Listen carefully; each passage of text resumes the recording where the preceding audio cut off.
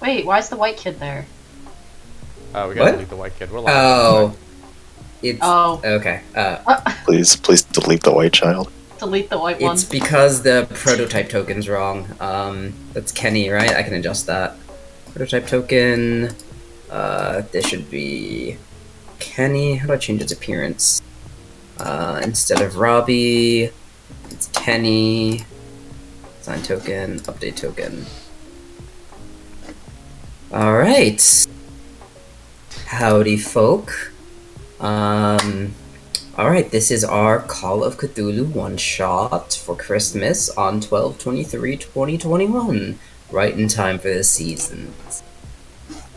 So, Miracle. we're in a small little town called Kingsport, and Christmas is just coming up. Snow has been falling over the seaport town, and its winding streets are covered in ribbons of white. Smoke rises from chimneys, and the smells of chestnuts and cookies and roast goose fill the air, and once again, your family has been gathering. The cousins have found themselves together again, in the home of your great Aunt Norma. Tonight is Christmas Eve, but none of you are really too excited. Christmas in Kingsport really means only one thing to you guys, and that's mainly just boredom. Your Aunt Norma has been a widow for longer than any of you have been alive. Well into her later years, she was very rich and set in her ways. In her house, there's an old saying, she follows the old saying that children should be seen and not heard. So family gatherings that are hosted in her, albeit massive Georgian mansion that her husband left her, they're always kind of dull affairs. So her idea of a party is just sitting around, talking with the family, and children quietly sitting nearby in their most uncomfortable clothing. This would be followed by a rather formal dinner, set in the hardest chairs anyone's ever made, and then there would be a long midnight mass at the Congregational Church of Kingsport, and an ordeal in and of itself. Christmas morning would have none of the frantic gift opening at first light, as old Norma liked to sleep well past 10. Yeah, there was really nothing like Christmas in Kingsport. As you all arrived at the old mansion on Plum Street on the west side of Kingsport, your smiles were forced as you greeted your ancient great Aunt Norma. But suddenly, the holiday gloom that gripped you all melted away with a cry of, "Where are my little cousins?" The magic of Christmas fell upon you because it was your cousin Melba throwing her arms around each of you and pressing firm kisses into your cheeks. This, you knew, changed everything. Melba is 19 years old, 6 years older than even the oldest of you. She has babysat each of you on many occasions, and you all have very fond memories of her telling stories and playing hide and seek, and really being the only joyful spot with these Kingsport gatherings. Times with Melba are always fun, but Melba does live with her great Aunt Norma, and she's something of a black sheep of the family. She studies art and learned to drive and... No, sorry, wait, not driving doesn't make sense.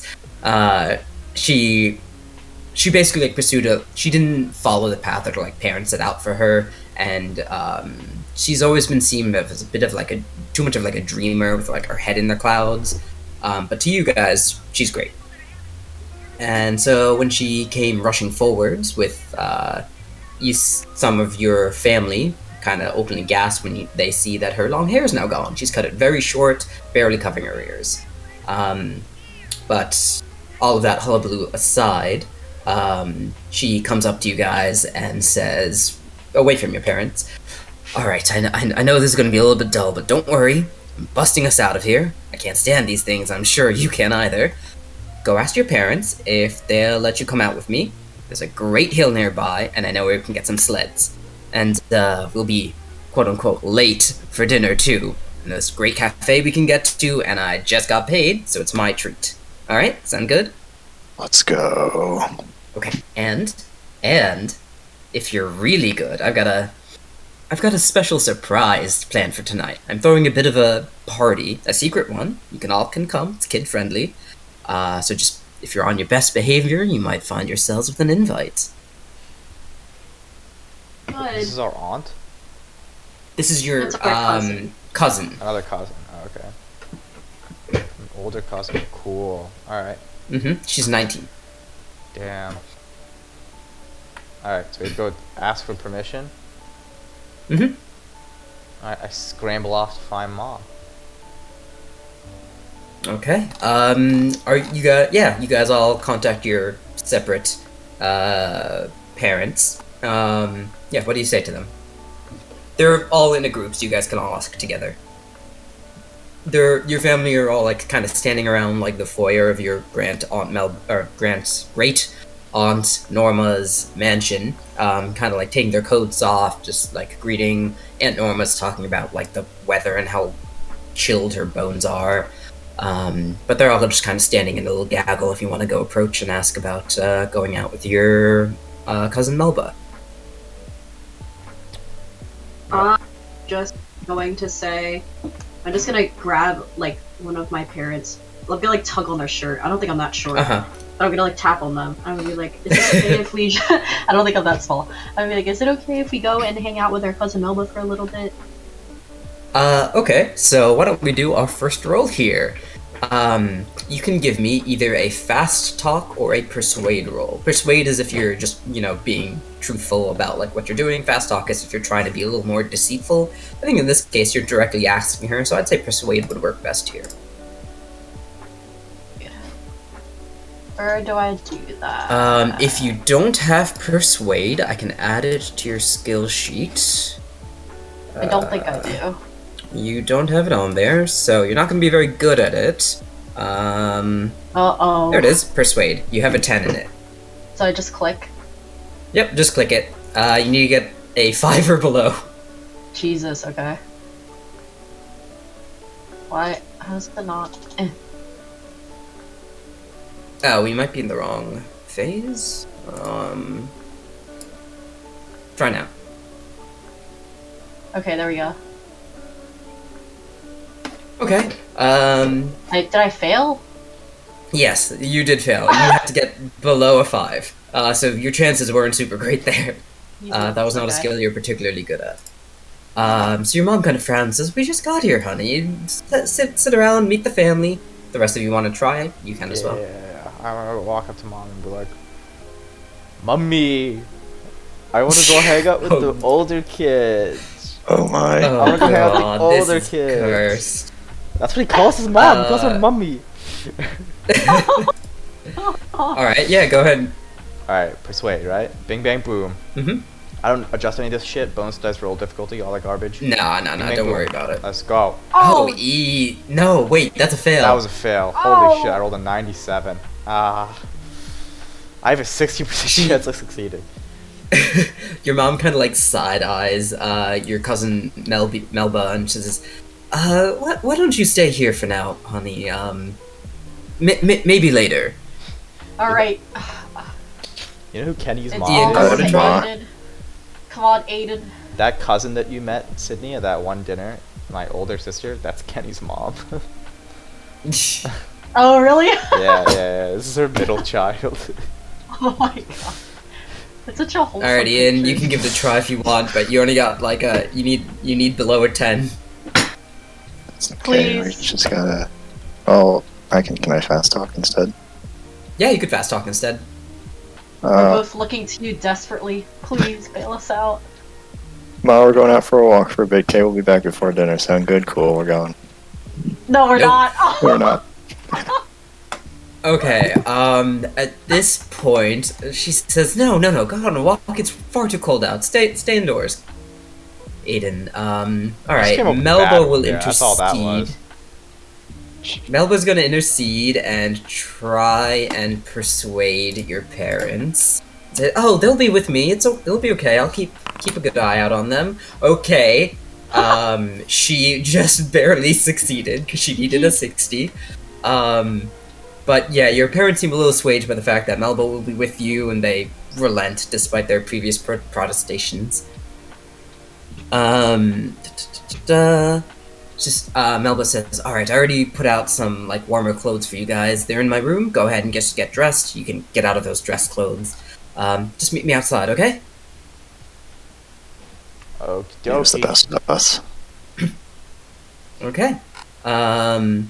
Yeah, so you guys go get changed real quickly and come out with Melba. and she walks you across town, about probably about like half a mile, to the Central Hill neighborhood, named after Kingsport's largest of many hills. The streets here are steep, sometimes becoming stairways, and she takes you just past the cemetery along Hill Street, and she says, "We're visiting the house of one of my friends, Sir Lucas. We can get some sleds from him." You see a house on the corner of Hill and Burke Street near the top of the hill, and there's a man who just kind of pokes his head through the window when you guys go up to the door and knock. Looks to be about 50 years old, but when he answers the door, he has this big boisterous smile. Says, "Well, Melba," or sorry, he doesn't say Melba. He says, "Well, my lady, it's great to see you again. And who do we have here?" Looking at you three. I'm Kenny. And I'm Jenny. What are you guys, like a knight and I attendant? know. Yeah. It's like one of those fucking riddles where it's like, I am Kenny, this is my sister Jenny, one of us I lies, know, one of us tells the truth. No, it's so bad. Oh god. Well, Kenny, Jenny, and Aiden, pleasure to meet you. Why don't you come inside? I just finished a batch of cookies. Yeah, you guys are invited into his little house. Melba follows eagerly, and the interior is well decorated. Very cozy home. Looks like it's only him here though. But he sets out cookies, gives you a warm glass of milk, and Melba says, "Thank you for the cookies, Sir Lucas, but what we really need are some sleds. Do you have some we could perhaps borrow?" And this Sir Lucas, after you guys have finished your cookies and whatnot, tosses her the keys and says, "Oh, of course, my lady, help yourself to whatever you need." So, unless there's anything else you want to do at Lucas's, you guys clean up, you can make your way to the garage and get some sleds. Is Lucas a knight? Why is he a sir? Yeah. Do you want to ask? Yep. She just gives you a bit of a mischievous smile and says, "Don't cause any problems for me today, and you will find out, okay?" Alrighty then. Yeah, he calls her my as- lady. I'm confused. You guys begin exiting with sleds in tow, and while she's leaving, Melba turns and to Sir Lucas says, "You'll be at my party later, right?" And he says, "On my honor, I would not miss it for the world, my lady." And you guys depart. Inside the garage, you see there are a lot of child-related gear, bikes, toys, wagons, a bunch of sleds, and a two-person toboggan. Could you all give me a spot hidden roll? How did you do that? Let's see, if you don't have that, I can Spoke add my that voice. to your... Crazy. Spot hidden, spot hidden. Bing bang boom. Fuck. I don't have it either. I can add it. Wow, he really gave you the short end of the stick, Sid. He gave you the worst skills. Yeah. I figured they all had the same skills, but I guess that's not the case, huh? No, they're all slightly different. Gotcha.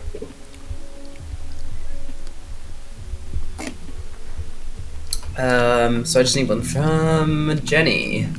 It looks like my character's Oh. really good at brawling, so I feel like I picked the right Oh. this one. Aiden succeeded. Never mind. Okay. So Aiden, you're able to spot a little supply of wax, which you can use to rub on the bottom of the sleds to increase their speed.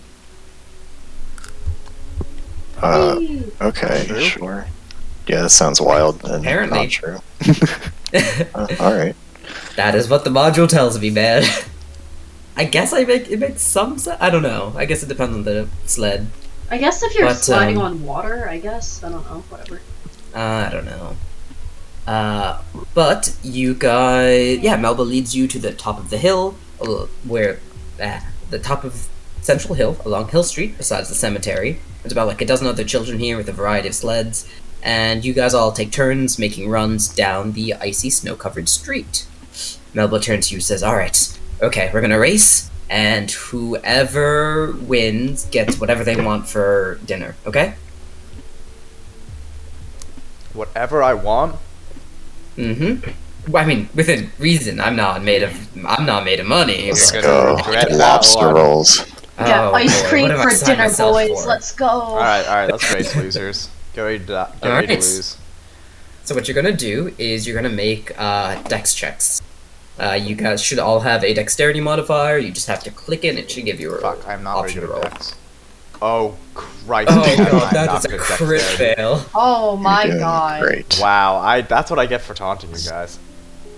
Okay, Oh okay. my so, god, you got beat by oh. 1, Sydney. Holy shit. So you got. Oh, I need to roll for Melba too. I What's need her a dex? camera finish on this. Oh, whoever gets the lowest one? Wow. Yeah, whoever gets lowest. Dang! What the heck? Well, it's whoever gets the the best success, which tends to be just the lowest.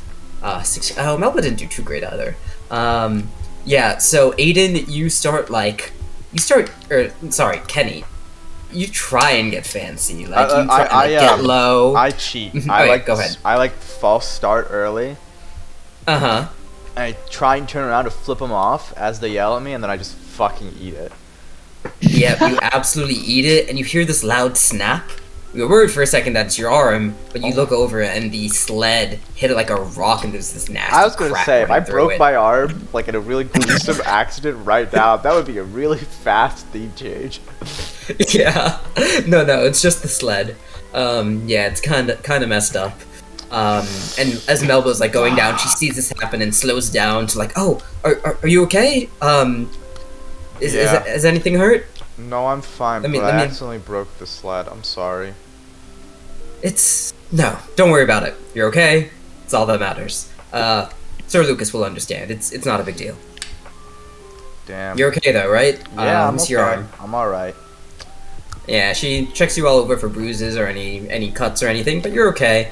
And while that's happening, Me and Jenny Aiden are neck and you neck. are neck and neck. And Aiden, the only thing that gets you a hair faster is that wax you put on your sled, and you slide past it just barely before Jenny reaches the bottom.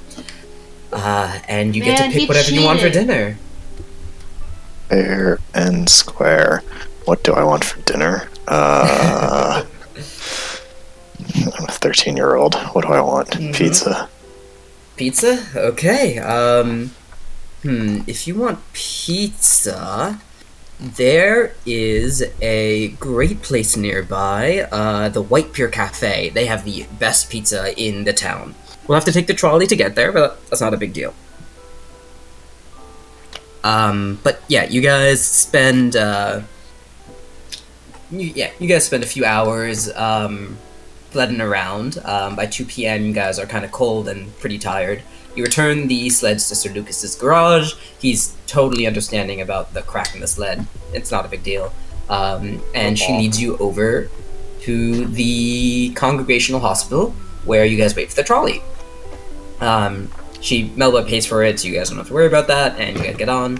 And you see she actually stops and talks to the conductor. She introduces him to you, saying, cousins? What would you call you? Cousins. This is my general, a dear friend. You see the conductor is probably about like 30, dressed in company uniform. At first seems kind of dour, but as soon as Melba gets on, his face like brightens. And he turns to you all and says, "Oh, you are cousins of Melba. Cousins of the, cousins of Milady. What the hell? Where, no, sorry, the maiden. That's the term.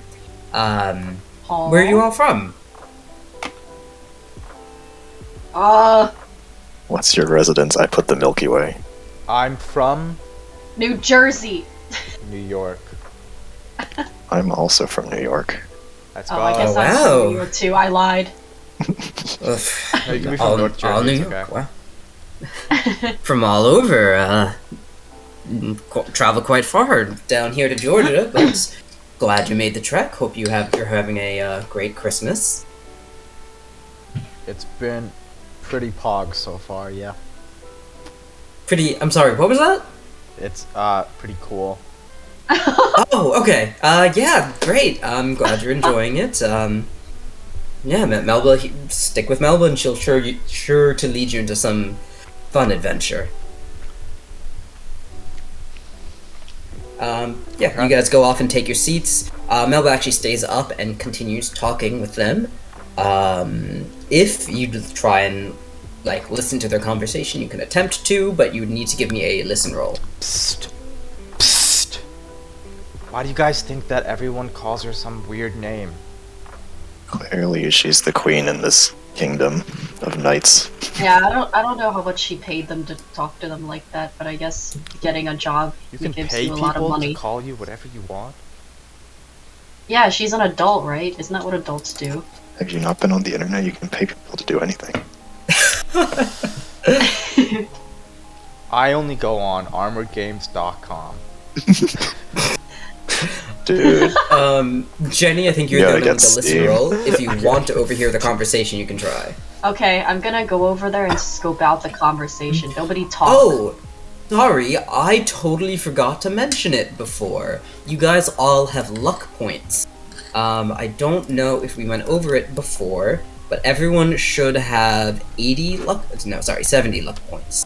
Oh, okay, mine's not Why listed. isn't- Let me enter 70. Yeah. Should be able to add it in now. It should just be 70. If at any point your roll is too high, you can spend luck points to reduce it by an equivalent number to try and meet your roll. Okay. Yeah. Oh, So, I guess hey. I'll. There's a trade-off. So you can Yep. spend luck to make an individual roll better, but then sometimes he might ask you to roll luck. So if you're making your luck lower by spending it, it'll be harder to succeed luck rolls. So it's a really cool mechanic. Okay. I'm a big Well, fan I'm of just it. gonna listen. It's not really too Yep. important, so. Oh, okay, that's a success. You're good.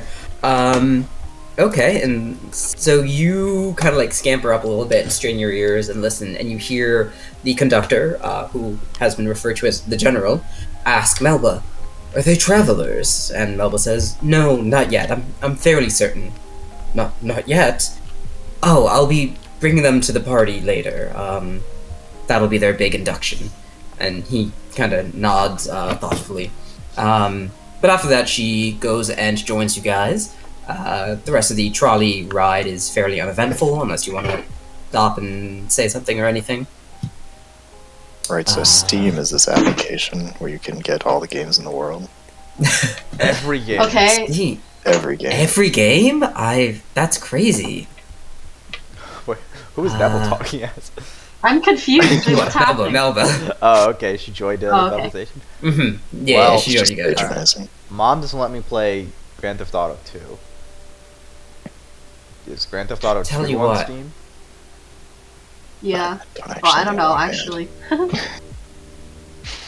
Guys, I don't play video games. I stopped playing them because they're for kids. Stop. don't infuse I this st- with the real life trauma. I started giving away my Yu-Gi-Oh cards. Stop. Now, so. Oh And no, they've got- you gotta collect those. I have Gotta so make many valuable Yu-Gi-Oh ones. cards, and they keep accruing in Wait, value. really? I'm gonna get rich off these. I'm telling you. What's your favorite Yeah, I Yu-Gi-Oh card? Okay, I know it's basic, but I have so many different copies of a Blue Eyes White Dragon, and What? I try and get every new edition that comes No, out. no, I get it. No, good choice. Kai is a boss. I Right? get it. Right? He's great. He has enough money to do Um, whatever he wants. I get it. Do you That's remember the when dream. he almost shot Being that so guy? rich, you can. That guy almost shot him and he stopped it with a Yu-Gi-Oh card. Exactly. Right? That was so cool. Ah, you guys keep talking about Yu-Gi-Oh or whatever for the rest of the trolley ride, but eventually you arrive to a small, like the wharf area of the town, and there's a small eatery called the White Pure Cafe. And Melba exclaims, "Oh God, I'm so hungry! Sledding always makes me famished. Come on, obviously dinner's on me." And she leads you all to a large booth, greeting most of the customers and employees by name. Some of the patrons here discuss arts and literature. As they sip their coffee, others, discuss the trades. Melba orders you guys soft drinks. You get like soups and sandwiches, and you get a big pizza pie. Definitely more food than you should be eating, especially if there's dinner at the house later. It's okay. I'm but- an animal. I just eat. Oh yeah, you house the food. I'm like, I thought I ordered too much. I'm gonna have to get another round here. And Melba herself gets a bowl of soup and coffee. The food here is good, servings plentiful, and once you guys are done eating, she orders you a slice of chocolate cake for dessert. And the woman who brings it over is a lovely dark-haired woman, looks to be maybe about 23, only a little bit older than Melba. And Melba says, "Oh, this is my friend the dancer. Just give us a second." And she steps away and goes to talk to the dancer. And again, if you want to over-listen to this conversation, you can. Man, why does everyone have a title? What the heck? Alright, There's my a- turn. I'm gonna accidentally. She's introduced you to some other people, like some other like customers have said hi. Those have all had regular names. I'm just pointing out the ones who had different ones. Alright, guys, I'm gonna listen in this time. Sneaking was cool. I want to do it this time. Alright, ready? Watch this. I grab some fries, Mm-hmm. and I'm like, oops, and then whoo, and I chuck it across the room towards them. What? And I'm like, Okay. oh, whoops, I dropped my fries. Let me go get them. Off the floor? Yeah. Okay. Do you want to give me Clean up a that stealth mess. check instead of a listen check? Oh, Oh my perfect. God. Okay, yeah, you're good. Yeah. Despite this like brazen display, you're a kid. Most people here just like aren't paying you any mind. Exactly. My And you're able cover to is get perfect. close. Exactly. You're able to get close, and you see Melba say, "Will you be performing later?" And the lady she referred to as the dancer looks around like surreptitiously and says, "At your house?" And Melba nods. And then the dancer says, "I'd love to. I mean, I'd never miss one of the White Maiden's parties. I'm so excited." And the two women hug, and then Melba comes back a short while after. I grab my fries and run back to the table. Yeah, you run back and say, she looks at you and says, Kenny, you shouldn't eat food off the ground, as she takes one of the fries you're holding and eats it. You're gonna get sick. Okay. Look what you've done. Clearly, you shouldn't eat those. Here, I'll take them so you don't get sick, and she just eats all your fries. Oh my god. Oh my god. Alright, well, I can't complain. She bought us pizza. Whatever. She buys you more fries. Oh my god. Now I really can't complain. Thank you. Yeah, you guys spend some time here just like relaxing, eating. There's like a small arcade here too, so you guys can go like play some games. You guys just relax with your cousin for a bit, and at around 4:30, it's starting to get dark. So you guys go take the trolley back. The general isn't driving this one, and you guys ride the trolley back to the west side. West side. Mhm. You guys actually, so she says there's a bit of a tradition in Kingsport.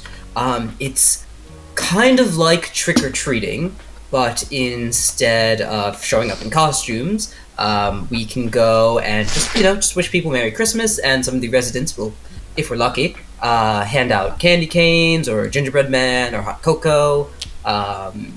You guys want to go around? We can see the lights of the different houses, and just mosey our way back to the mansion. I'm sure you're not in any particular rush to get home. I would kill a man for Coco. Let's go. All right. So I think what I need here is a charm roll. This is a group check, and you guys want at least one success. Charm? Oh, sorry, at least two successes. Do you mean appeal, maybe? Appeal. That is what I mean. Okie doke. Oh, That's a fail. That's a Oh crit my fail. God. Oh my Okay. god. Wow, We're hideous, Okay. guys. We are little All right, shits. all right. We're like indeed. we're like Alright, the most Melba's grubby, gonna disgusting roll. children ever. It's because we're All colored. right. Yeah. Melba's gonna roll such R. Should have kept the white kid. We should have played the white Oh, okay. Melba only got one success though. Okay. So you guys go around, but it looks like no one's really like handing anything out. They act a little bit like rudely. Some like kind of close the door very quickly. Yeah, Melba those are not looks white, that's why. kind of pissed off. And she says, "Ah, so many Grinches in this town. This place used to be bustling." All right. She kind of like looks back and forth, and she looks at you guys and says, "Wait here, okay? Ready?" She goes over to one of the houses where someone kind of slammed the door in your face.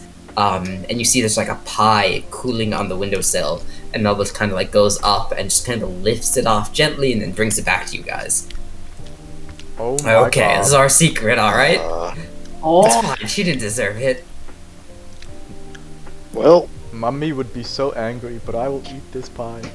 She's not gonna find out, okay? Right? This is our little secret. Right. Nova has decreed. You guys are all accomplices now, Looks so if I go delicious. down, I'm bringing you down with me. Cool.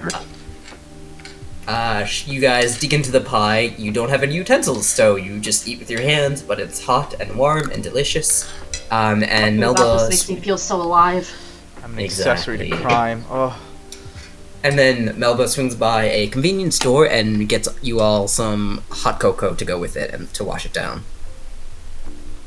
Oh, you gotta do the special trick. She gets like some candy canes and dips it into the cocoa so it like dissolves into it and makes like a peppermint hot cocoa. Is that something people do? That is disgusting. Okay, give me one. Yep, she gives you one. It's not bad. Peppermint's a little strong for your taste, but yeah, you guys have your sweets and drinks and mosey your way back to your aunt's house. Where is this? Alright. You guys make it back to the mansion, and your parents scold you for being out for too long and tell you to get back into your formal clothing. You see Melba's mother gives her a very stern talking to for like missing holiday dinner and keeping her cousins out so long, but she says, "Oh, we just lost track of time, Aunt Norma. It won't happen again. I'm so sorry." And as she's getting like lectured, she looks over you guys and gives you a wink. You guys missed dinner here, but you already had food at the cafe, so it's fine. And you guys get changed into your dry clothing, and Melba gathers you guys into the kitchen while the adults sit around in the living room just kind of talking, and you guys make cookies together. She's got a few different types, like cookie cutters set out. There's ones that look like Christmas trees, one that looks like snowman, and some that look like reindeer. She also puts out some eggnog and some more of the hot cocoa she bought. You guys can make cookies. I want to make a snowman cookie. Okay. Just one. I don't remember what role making cookies I'm not is. using Why don't a we cutter. just... I'm just gonna make You're the not using biggest- a cutter? I'm just gonna get as much dough as possible and make a really fucking big cookie. That is disgusting. Oh, Okay. Everyone just give me a D100 roll. Your DC here is just gonna be a 50. Adam, you're gonna do this with disadvantage. So you're gonna roll a 2D100 and take the higher. That's not how that works. Whoops. How do you do this? /R 1D100. Okay, I didn't know I if it was have- the same. Oh my. Oh, that's not a good way to do it. That's fine. A Okay. 98 and So Sydney, 70. I fucking failed. Sydney, you make a single cookie and it comes out perfect. You get the you guys have like some royal icing, so you can like decorate it, and it's He's super beautiful. pretty, very aesthetic. Gets tons of likes on Instagram if you choose to upload it. Ian, yours is okay. It's a little bit burnt on the edges, but the interior is good, so it still tastes fine. Not the prettiest, but great. Adam, you have this big just lump of dough in the oven, and you pull it out way too early, so you bite into it. It's basically raw. Ew. Isn't that what you wanted to do anyway? Eat the raw cookie dough? Yeah, I think that one might be a bit too big, Kenny. Here, try one of these. And Melba slides you a few Christmas tree ones that came out a little bit better. Nice. That was all yeah, part of the you guys- plan originally anyway. Yeah, so you guys spend some time in there making cookies, and everything's, going fine. But then you see Melba look up out of the window, and she claims, "Oh, it's Uncle Wally. He made it back in time. Oh, he has a woman on his arm." And you guys know, Uncle Wally is your youngest uncle in his late 20s. He is a friendly, funny man who he served in the army for a little bit. Spent about 6 months overseas, basically every year since since he got back from deployment. He's been a longtime bachelor and has been criticized by the family for not settling down with some nice woman and becoming respectable. So the fact that he's come here with a woman is a big shock. And you guys are still in the kitchen, but you kind of like poke your head out and see what all the commotion is as your wayward uncle enters. Melba says, "Stay in here. This may not go so well. I'm just gonna make sure everything doesn't blow up, okay?" And she goes out to greet him with the rest of your family. Do you guys stay in here? Do you want to go out, or just try and listen in? Well, we should probably just go out. Watch the disaster from afar. Yeah, peek Okay. around the corner. If you want to stay and listen, give me a listen check. If you want to like go out and try and be stealthy about it, give me a sneak check. Okay. Fuck. Okay. Kenny's having a bad time. Kenny's not having a great time. Yeah, Kenny, you're like just kind of, you got cookie dough all over you. There's like flour all over your nice shirt. So your mom comes by and like takes you and makes you go get changed while all of this is happening. So you miss this entire thing. But Jenny, you're able to fill him in later. But Wally enters and you see he's warmly greeted by everyone. But he's got he says, "Everyone, this is Gretchen Whedon, my wife."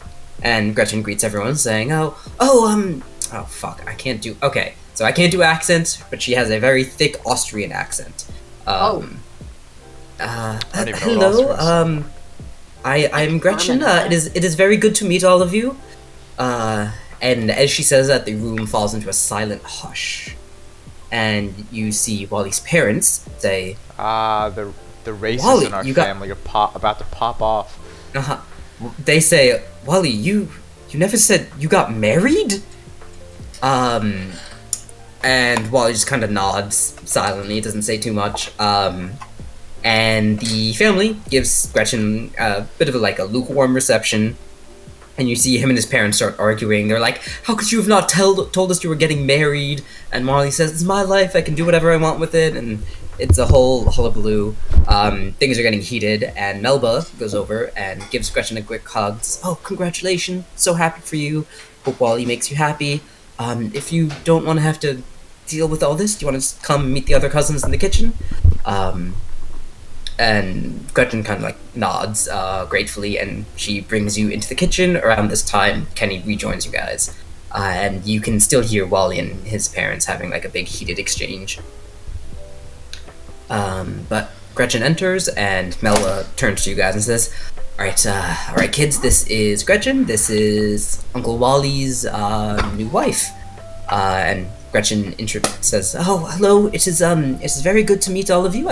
Uncle Wally has told me all about you guys. Actually," and he kind of looks out a little bit nervously, "I have some gifts for you." And Melba looks over to where she's looking at the car outside and says, "Oh, Kenny, why don't you run out, go to the trunk, and get the basket in there?" Okay, sure. Let's go. Yeah, you run out. There's a big basket covered in a little Christmas pattern cloth, and you see there's a bunch of small wrapped gifts. You bring it in, hand it over to Gretchen, and she hands out the gifts for you guys. She gives one to Melba and one to each of you. I know typically in America you wait until Christmas to open your presents, but you should open these now. Don't meet twice. Let's do it. Yeah, you guys open your gifts, and you see inside is a set of beautiful hand-knit hats, scarves, and gloves. And Gretchen says she knit them all on the plane ride over from Europe. Thank you. This You're is very adorable. efficient. Yeah, They're all made from like a very nice material. They're all super warm, fit you well. They all have little like patterns. Very nice gifts. I was hoping for a Wii game. Wow, you're so Oh. ungrateful. I didn't say it to her. I'm just Oh, okay. that. A Wii Yeah, game would've been not fun. a Wii game. But it is a nice, good to keep you warm in these cold Georgia months. New York gets cold. It's fitting. Yeah, Gretchen helps you make some cookies and chats with you guys.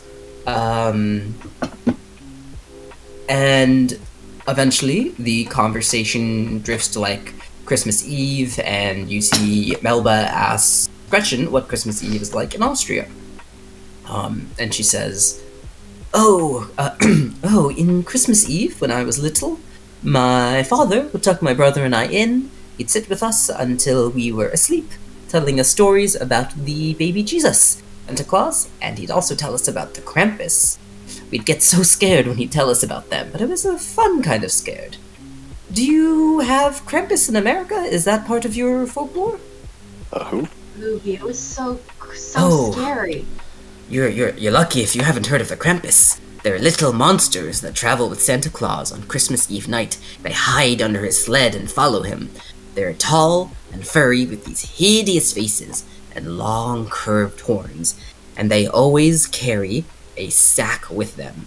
And when Santa Claus comes to a house with naughty children, he doesn't leave them any gifts. If they have been very bad that year, the Krampus takes them. They shove the child in the sack and haul them away, and they are never seen again. And it is said that the Krampus have a mighty Christmas Day feast with all the children they collected the night before. Huh. Guys, we stole a pie. Whatever. Hey. I know I've done good. He's not gonna eat me. She laughs and pats you on the head. "No, I'm sure you've all been good children this year, and Santa Claus will come and bring you many gifts. You don't have to worry about the Krampus." And Melba says, "Oh, these kids are too old to believe in Santa anyways, right?" Yeah. Yeah, he's an invention of capitalism. That's what Dad says. Yep, that's right. Invention of capitalism. Someone give me a psychology roll. If you want. You don't have to. Oh, okay. Sure. I'm good at that. Oh. Never mind. I don't have psychology. Okay. You can try anyways. I think you need like a 10. It's not even on my sheet. Yeah. Yeah, you see Melba looks a little bit sad when you guys say you don't believe in Santa. Sorry. Maybe not I don't sad, but more so like disappointed. But it's I don't quickly swept believe in away. Santa. After a bit, hold on, give me one sec. Yeah, you guys talk a little bit more, and, yeah, is there anything you want to talk to Gretchen about, or should we keep moving? I'm good. I'm not gonna talk to some weird old lady that just showed up out of nowhere. What the fuck? Oh, she's like 20. Oh yeah, I didn't mean she older than me. Oh That's fair. She's an adult. We are not part of the adults. yeah. That's fair. Yeah, she does seem to be a bit shy, so she doesn't talk too much outside of like when prompted. You do see Melba asks, so not to, broach the subject too much, but is everything okay? I'm glad you and Wally are happy, and things with our parents will blow over. They'll get over it. Gretchen kind of nods and yes, it's a bit scary, coming all the way here, now that, sorry, give me 1 second, I lost my place in my notes. Where is it?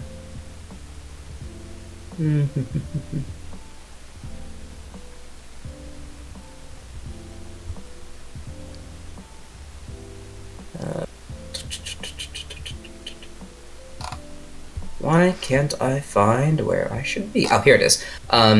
Yeah, she said when she talks about her parents, your Wally's parents, she looks a bit sad and says, "I was hoping I'd at least get along with my in-laws, but it's okay." And you can see she looks a little bit sad. And after a bit, you guys are still making cookies and whatever. And she actually pulls Melba aside for a conversation. And once more, if you rascal children want to listen in, you can. If not, we can move it. I'm always a rascal. Let's I'm Yeah. curious. go. Oh I my always want to god! hear the tea. I've been rolling so bad. Even you. Oh no! Oh, you'd succeeded. Okay. Don't I need a 10? I don't have it. Not for this one, no. If you wanted to, or wait, I think it depends on what your dex is. Aiden, what's your dex? Your dex is, oh no, you're good. You need to, yeah. Yeah, Melba pulls her aside and asks, is everything alright? You look a little bit, I mean, is it just the family getting to you? Because seriously, not a big deal. They'll get over it. And Gretchen says, "Oh no, it's not that. Your family is wonderful. It's shocking to show up suddenly married to their son. But no, just being around all this family. My father wasn't very happy when he learned I was getting married to an American, and ever since the wedding, we haven't spoken. I've sent him letters, but he doesn't seem to want to talk to me, and we used to spend every Christmas together, so it's just got me a little down. He's very angry, but I hope and pray that maybe one day he'll get over it and forgive me." They talk for longer a little bit, but eventually they make their way back, and you guys all make cookies together and everything. Oh my goodness. So many calories. So many cookies. Yeah, you guys have eaten way too much today. And after the fight, you see Wally comes back into the kitchen and greets you all. He thanks Melba for rescuing Gretchen from the angry mob, but then escorts his wife back out to mingle with her new family. Soon, coffee, tea, hot cocoa, and some of the cookies you guys made are set out. The whole family mingles, and at around 10:30, you set out for the Congregational Church of Kingsport for midnight mass. As you guys leave, your family all instructs you to wear the gifts that your new Aunt Gretchen so generously made for you. Yeah, sure. Church sucks. Yeah, I'm so warm, I could just fall asleep. I'm so full. You're warm and full of food, and it's late, and yeah, the long mass is difficult for you exhausted children. If You I guys are fall seated. asleep, don't wake me up. Yeah, you guys are seated with your parents during mass and can't really speak with each other because you guys are a little bit far apart. Everyone give me a luck roll. Good thing we didn't spend any of that shit. Let's go. Oh, triple success. Let's go. Okay, Kenny. Yeah, Kenny. Oh no, sorry, I should do who was worst. Jenny. While you're like drifting off, you see you're like either just kind of wandering, and they land on where Melba is, and she's like making funny faces at you. Give me a power roll as she's trying to make you laugh. Oh, you succeed. Okay, so you don't like burst out laughing in the middle of mass, as she's just kind of like trying to make this not as excruciating as it could be. And every now and then she'll like make like a shoot me face or sign or whatever. Clearly not enjoying this as much as you guys are. We aren't. Yep. But eventually the mass ends, and you guys all return back to your Aunt Norma's house around 12:45 a.m. and your parents tell you to go straight to bed. And as you guys are going up the stairs, Melba stops and says, "Okay, just go straight to sleep. I'll come and get you so we can go to the party, okay?" Oh yeah, okay. Alright. Don't worry, this night's not over yet. Go to sleep. Okay. Everyone goes to sleep. to bed. Oh, okay. Nice. Okay. You guys all drift off, but almost as soon as you fall asleep, you guys wake up again. You got all the kids have been put into the same room. The adults all have their own separate rooms, but you guys all have a shared door, and you wake up to the sound of it opening, and it's Melba, who says, "All right, we're gonna go downstairs quietly. Everyone, come on." And you see your clothes are already like laid out for you, your regular clothes along with your coats and footwear and your new scarves, gloves, and hats and all that. Okay, are we all ready? Yep. Let's go. Okay. Alright, she guides you downstairs, outside, into the dark Kingsport night. It feels as if the entire town is asleep as you guys walk to the docks. And Melba just keeps gesturing along, says, come on, a little further. And you guys keep walking for quite a bit. You guys have been walking at least like 10 minutes at this point. But you don't encounter anyone on your way there, and soon you reach the docks of Kingsport. And you see seated, or nestled into one of the keys, is a large white ship with masts and a row of oars sailing smoothly towards you. And as you guys get closer, you notice that the ship is sailing just above the surface of the water. Melba stops and kind of gazes out wistfully. There's our ride. Now, everyone stay close. And as the ship arrives, still above the surface of the water, seemingly not tethered to anything, there's a robed man with a long beard on the deck, and he waves them towards the ship as you see a bridge of moonbeams suddenly extends from the decks to the dock. And Melba turns and says, alright, everyone, on board quickly now. Let's keep going. Okay. Sleep still? She taps her nose and says, right on the money, Jenny. Captain, take us towards Celife. My ship will meet us outside the harbor to take us to Serenian. And the captain gives him a bow and says, as you wish, the White Maiden. What? Just get on board. I'll explain everything in a moment, okay? Okay. What? Okay. Alright, you guys go first. I don't trust this bridge. Bridge? That's your problem with this? Yeah, it came from the moon. Melba goes on the bridge without any problem. Oh, okay, never mind then, let's I go. go on the bridge. Yep, you guys all cross. And soon the ship takes off, and you find yourself sailing over the open ocean with the sun starting to rise despite you have only just gone to bed. Once the ship has left Kingsport, Melba turns and you see her clothing, which is just her regular attire from before, suddenly changes into this long white gown, a white fur coat, and a hat with a tall white staff at her side. And she says, okay, listen up, because I only want to go over this once. All of you right now, like Jenny said, are asleep. Me too. All of it, is a dream. This place, this ship, this whole world, it's a dream, but it's still real. I found this place when I was about your age, and I've been coming here ever since. I figured you guys are about old enough to see this place for yourself. Call it a Christmas gift, early. Here, all of your dreams are real. Anything is possible, because these are the dreamlands.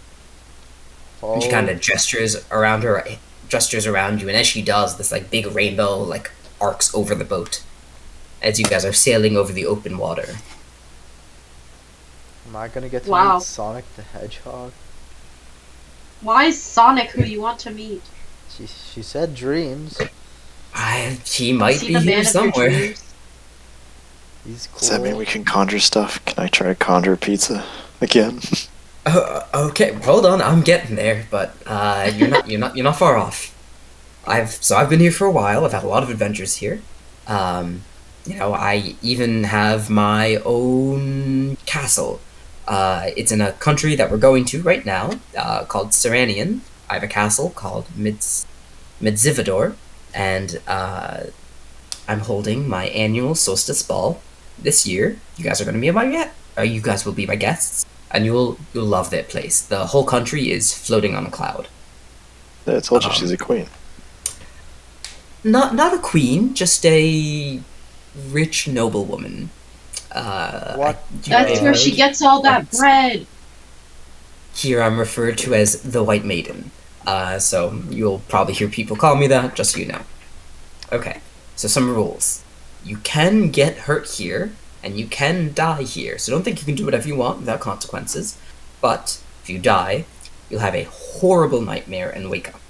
And you'll be okay. You'll be alive in the real world, but you'll never be able to return to the dreamlands or ever dream again. Okay? So be careful. The lands in the dreamlands tend to, for whatever reason, the collective unconscious of people seems to be set in like the medieval times. So you're not going to find any like cars or flashlights or telephones. No Xbox. Think like no no Wii? Xbox, no Oh Wii. my god. Think like This is camels like and dreams. carts, sailing ships, oil lamps, bows and swords. If you Oh, that make goes something kinda that cool. doesn't belong here, it's going to change into something that does. But I'll get to making things in a minute. You're going to meet a lot of people here. Most of the people you meet here were born here and don't know anything about the waking world. These are natives, right? They're still people, you know, they have their whole lives. They're just here instead of out there. You'll be able to tell who are natives. They tend to be a little bit shorter, their ears are a little bit pointier. But they're still, you know, people. But there's also some people like us, visitors, adventurers, and tourists who are all asleep somewhere in the waking world. Earlier today, you met a few dreamers. Sir Lucas, the dancer. You'll meet them again soon at the solstice party. Okay, last thing. I know you guys are excited about this part. You already started talking about it, Aiden.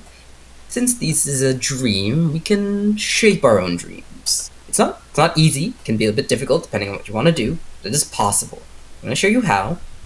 It can be something simple, like changing a peach into a pear, or you can do something harder, like making reindeer appear out of nothing. It is easier to change something than to make something, and living things are way, way harder than objects. For example, Kenny, could you hand me that pile of rope? Okay, here you go. Yeah, she takes a piece of rope and she cuts it into 5-foot sections, and hands them out to you guys and holds one for herself and says, "Okay, so the first thing we want to do is try and change this into, let's say, a spear." And she like holds the rope aloft, and you see it like changes in her hand and forms like a small wooden spear. She hands it to one of the sailors and says, "Here you go, Merry Christmas." And the sailor looks a little confused and says, "What?" And the White Maiden says, "My gift for you." And the sailor looks, "Oh, my lady," and like bows graciously and like kisses her hand. She turns back to you guys. "All right, now you guys, all you got to do is just focus on the rope and imagine it turning into a stick, okay? Let go of all that logic and science. Those things aren't real here. You just got to believe you can do it." My science grades are terrible, don't worry. So, you guys have to attempt... Ooh, I should have made this ahead of time. That's fine. The value doesn't matter. You guys have a skill. It's not in your character sheet, but because I forgot to add it, called Dreaming. Your skill value is equal to your power, so I believe all of your powers are 70. So to try and conjure things or create things in here, you have to roll that. Wait, basically, have to roll a 70 What's or it below. called? Dreaming. Dreaming. It's not on your character sheet. Yeah, I'm just adding it. You might be able to. Gotcha. It should be equal to 70 for all of you. Can we just do a power check, or do we have to do? You could do a power check too. Yeah, that would work. And using your dreaming skill uses some of your MP. You should see somewhere on your character sheet you have a certain amount of MP. Creating things costs. Oh, you have zero. 0 out of 14. Should it be at 14? Oh, you have 14 then. Yeah. So, for example, making a spear costs 2 MP, but then making that stick into something else can cost more. Basically, an item, if you want to make an item that does damage, every point of damage it can cause costs 1. So like a dagger that does 1d4 would cost 4 MP. Other items will cost MP equal to the size, or double that if it's a living thing. And you can't make anything with a higher value than dreaming score, but you don't have anything. And if you want to alter something that already exists, it's easier. And I'll just tell you the MP cost before you want to do something. You just have to make a dreaming check to try and succeed. She also says if you're ever in an emergency and you need to wake up, you can try and use the same ability to do so. Basically, if you ever want to wake up, you can try and use your dreaming skill, and you'll wake up back in your bed, safe and sound. Okay. So you guys play around with your skills for a bit, and eventually quickly gain a mastery over it, being able to conjure, turn these like sticks into spears or whatever. What's the first thing you make once you are allowed to just play around with it? What would I make? Make yourself a Wii. But I can't. It's medieval times or whatever. It's like some of the games I've played on armorgames.com. It's age 4. Let me make...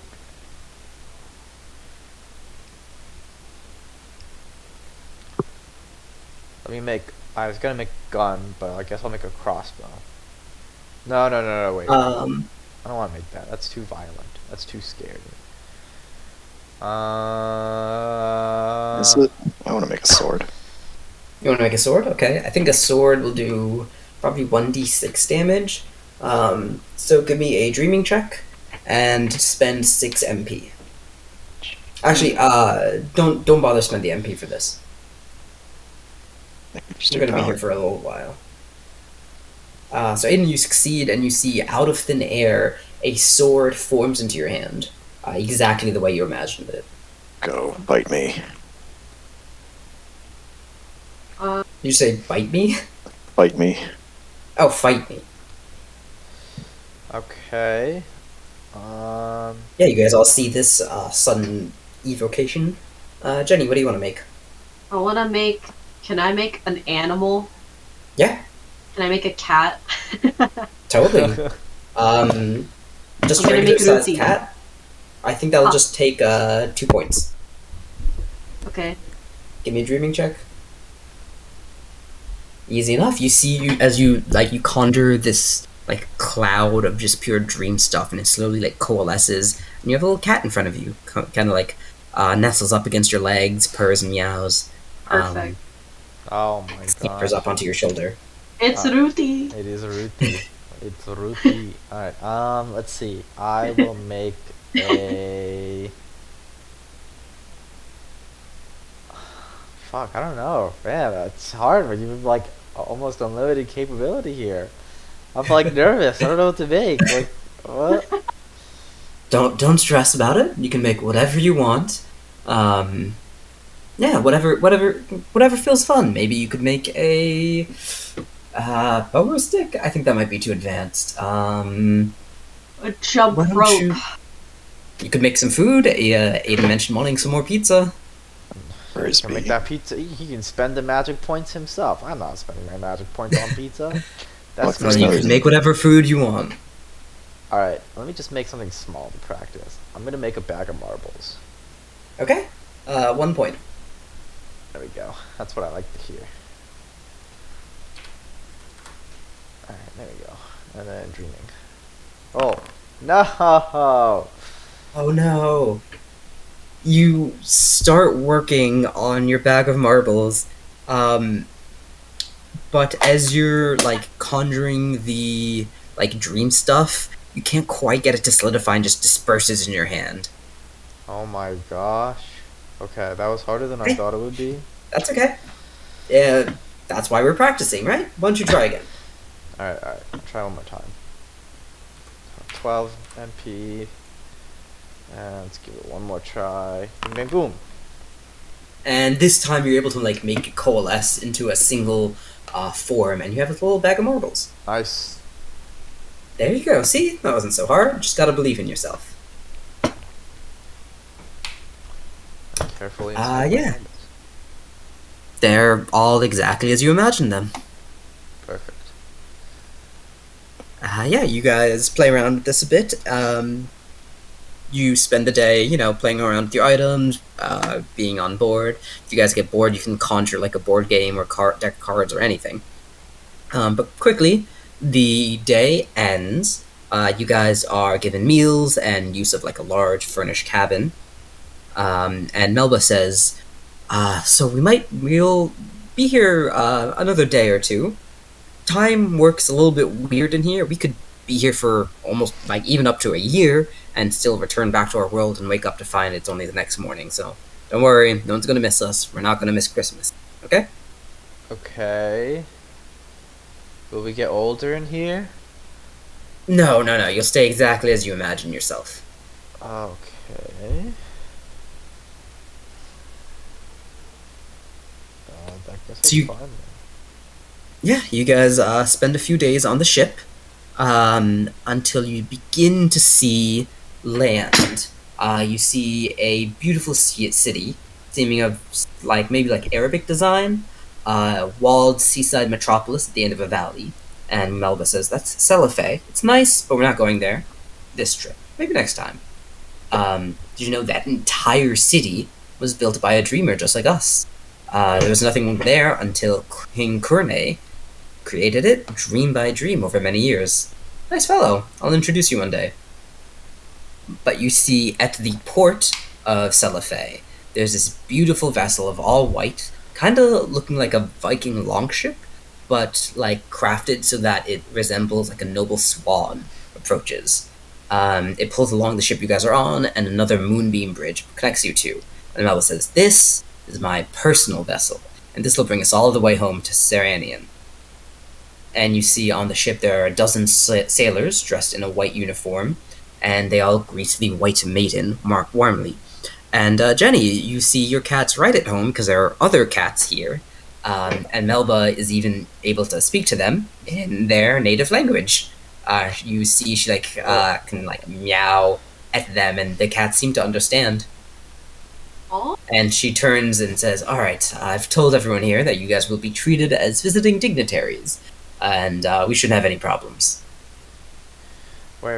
I have a question for you. Yeah, of course. So, that city was made by a dreamer, Mhm. and you made this boat, and you made your castle, and you made these cats and these people too? Oh, no, no, no, I didn't make these people. They're all from other lands. I built upon an old city that had been abandoned, and then kind of made it my own. And then, as people learned about it, some people emigrated here. I didn't make any of the people. Can you make a person? You can. It's not particularly easy, though. Okay. Okay, interesting. And then Do lastly, you want to try? can can can the people who are from here dream? No, they're not dreamers. So only visitors can do this magic power. Yes. Oh, wow. That seems pretty dangerous. It can be. Generally, people should, practice caution. But for the most part, things tend to work their way out. There are some more dangerous places, but the country we'll be in is very safe. Okay. Don't worry, I won't let anything bad happen to you. And if anything does, I'll be there to protect you. So I can make a We're- person, huh? If we're dreaming, how come we can't just like fly to the castle? You could, it's just really tiring.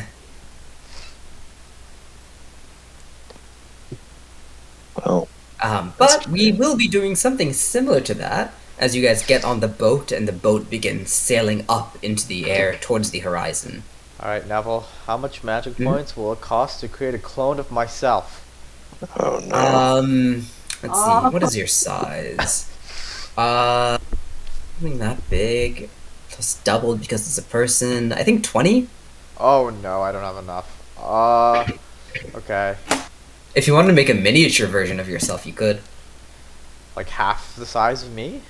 Probably like a cat-sized one would be Oh. 10.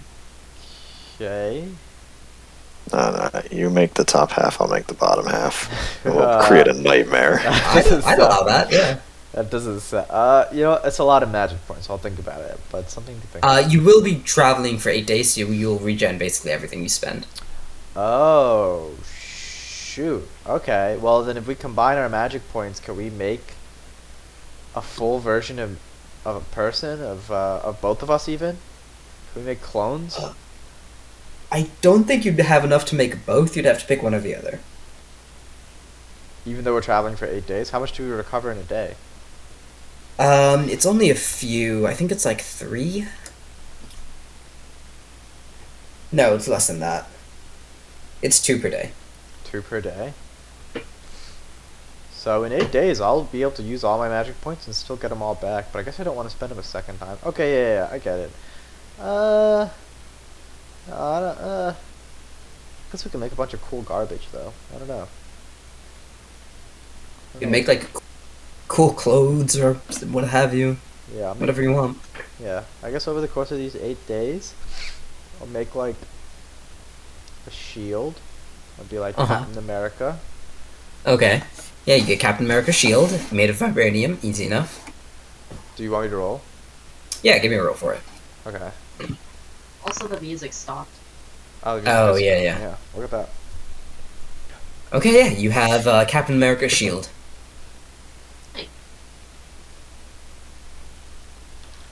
This is can you throw it like he does, Kenny? Can I throw Do I it give like you he fighting does? brawl? Sure.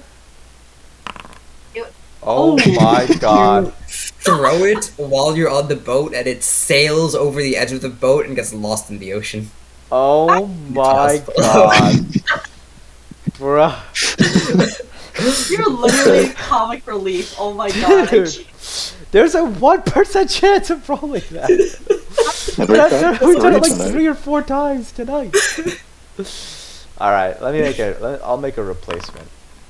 You got the same exact Do you want me to make it for Is you? this Like, what's that? scripted? No, it's fine. I don't have to show off anything. I don't have to show Do you want to off. try throwing it again? No, I don't want to try throwing it again. Okay. She'll never learn to fight like that. Alright, let's see. Yeah, I guess the shield and the marbles, they're a pretty good start. I kind of like this stuff. I'm Yeah. pretty good now. Alright. The rest of you guys make anything while you're here? No, not yet. Okay. Uh, Ian? I don't know, Or should I Sydney, show Eden? Sydney, you should try making some stuff, because if you make, like, how much magic points do you have? Well, should I 12? use all of it? Yeah, because if you use all of it, and we're traveling for 8 days, you'll have all your magic points back anyway at the end of it.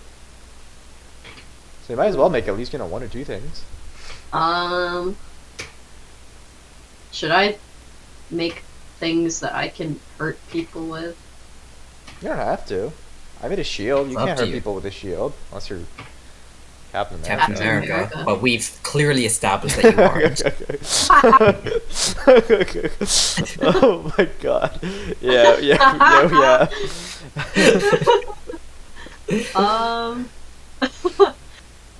We're boys, of course we made weapons.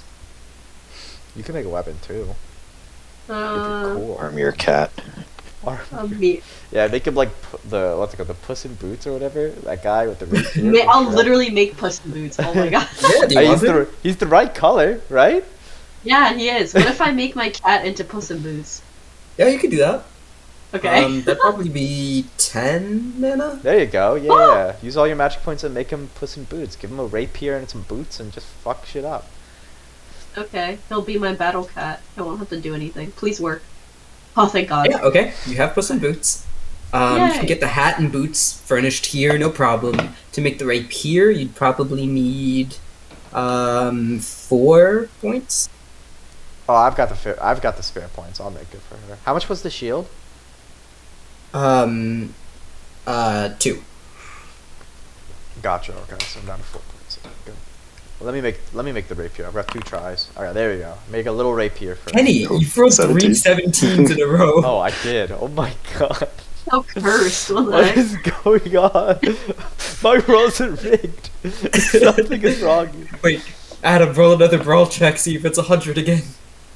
1700. Oh, that was a success. Yeah, That was see, a watch me throw great this success. fucking shield, boy.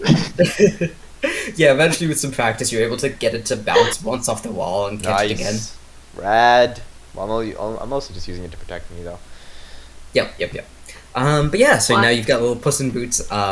It meows at you. It doesn't speak. Or do you want it to speak? No, I don't want him to speak. It'd be cute if he Okay. doesn't speak. Okay, yeah, he doesn't speak, but he just kind of follows you around. Does walk on like 2 legs, but he kind of has to waddle while he does it. It's very cute.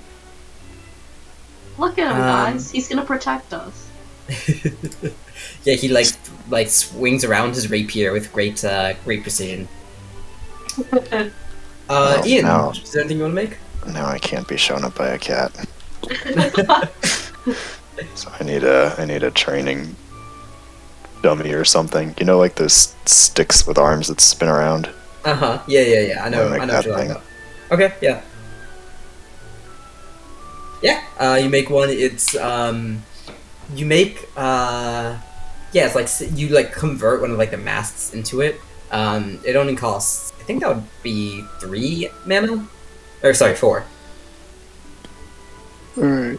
I think that's all we're doing then. And then I'm. Yeah, you wanna train on your rapier? Yep. Give me a rapier weapons. Weapons sword. Wait, I know. I have Um, 4 points left. I'm gonna give you a skill for that. Alright, how much would it cost to make like a cool, like silver ring with like a cool symbol on it? Yo, can I make one probably ring? just one. I was supposed to like just make the one ring. All right, Ian, I've added sword use to your fighting skills. If you want to give me a Let's check make with 3 that. of them.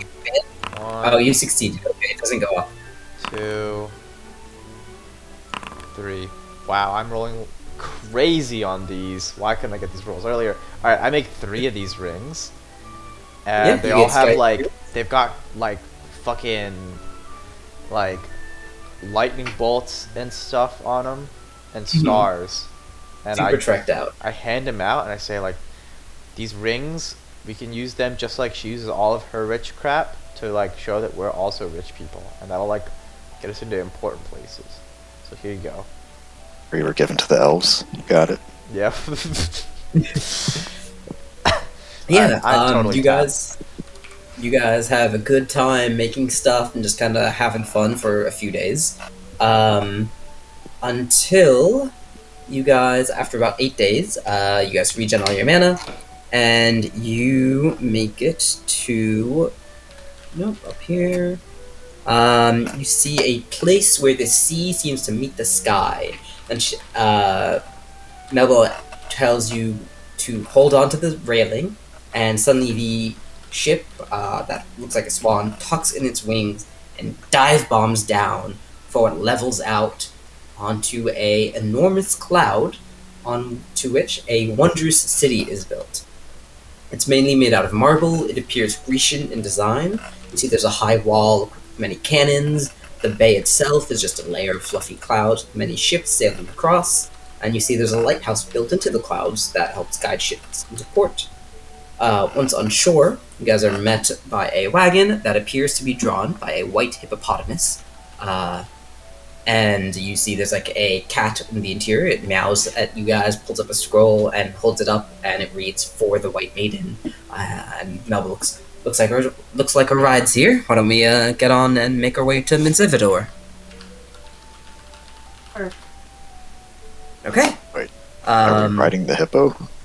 no, No, it's we're drawing. riding the It's a carriage. carriage. Yep, the Okay. carriage is drawn by a hippo. Disappointing. Only the best for the White Maiden. She looks at you. Do you want to ride the hippo? Can we?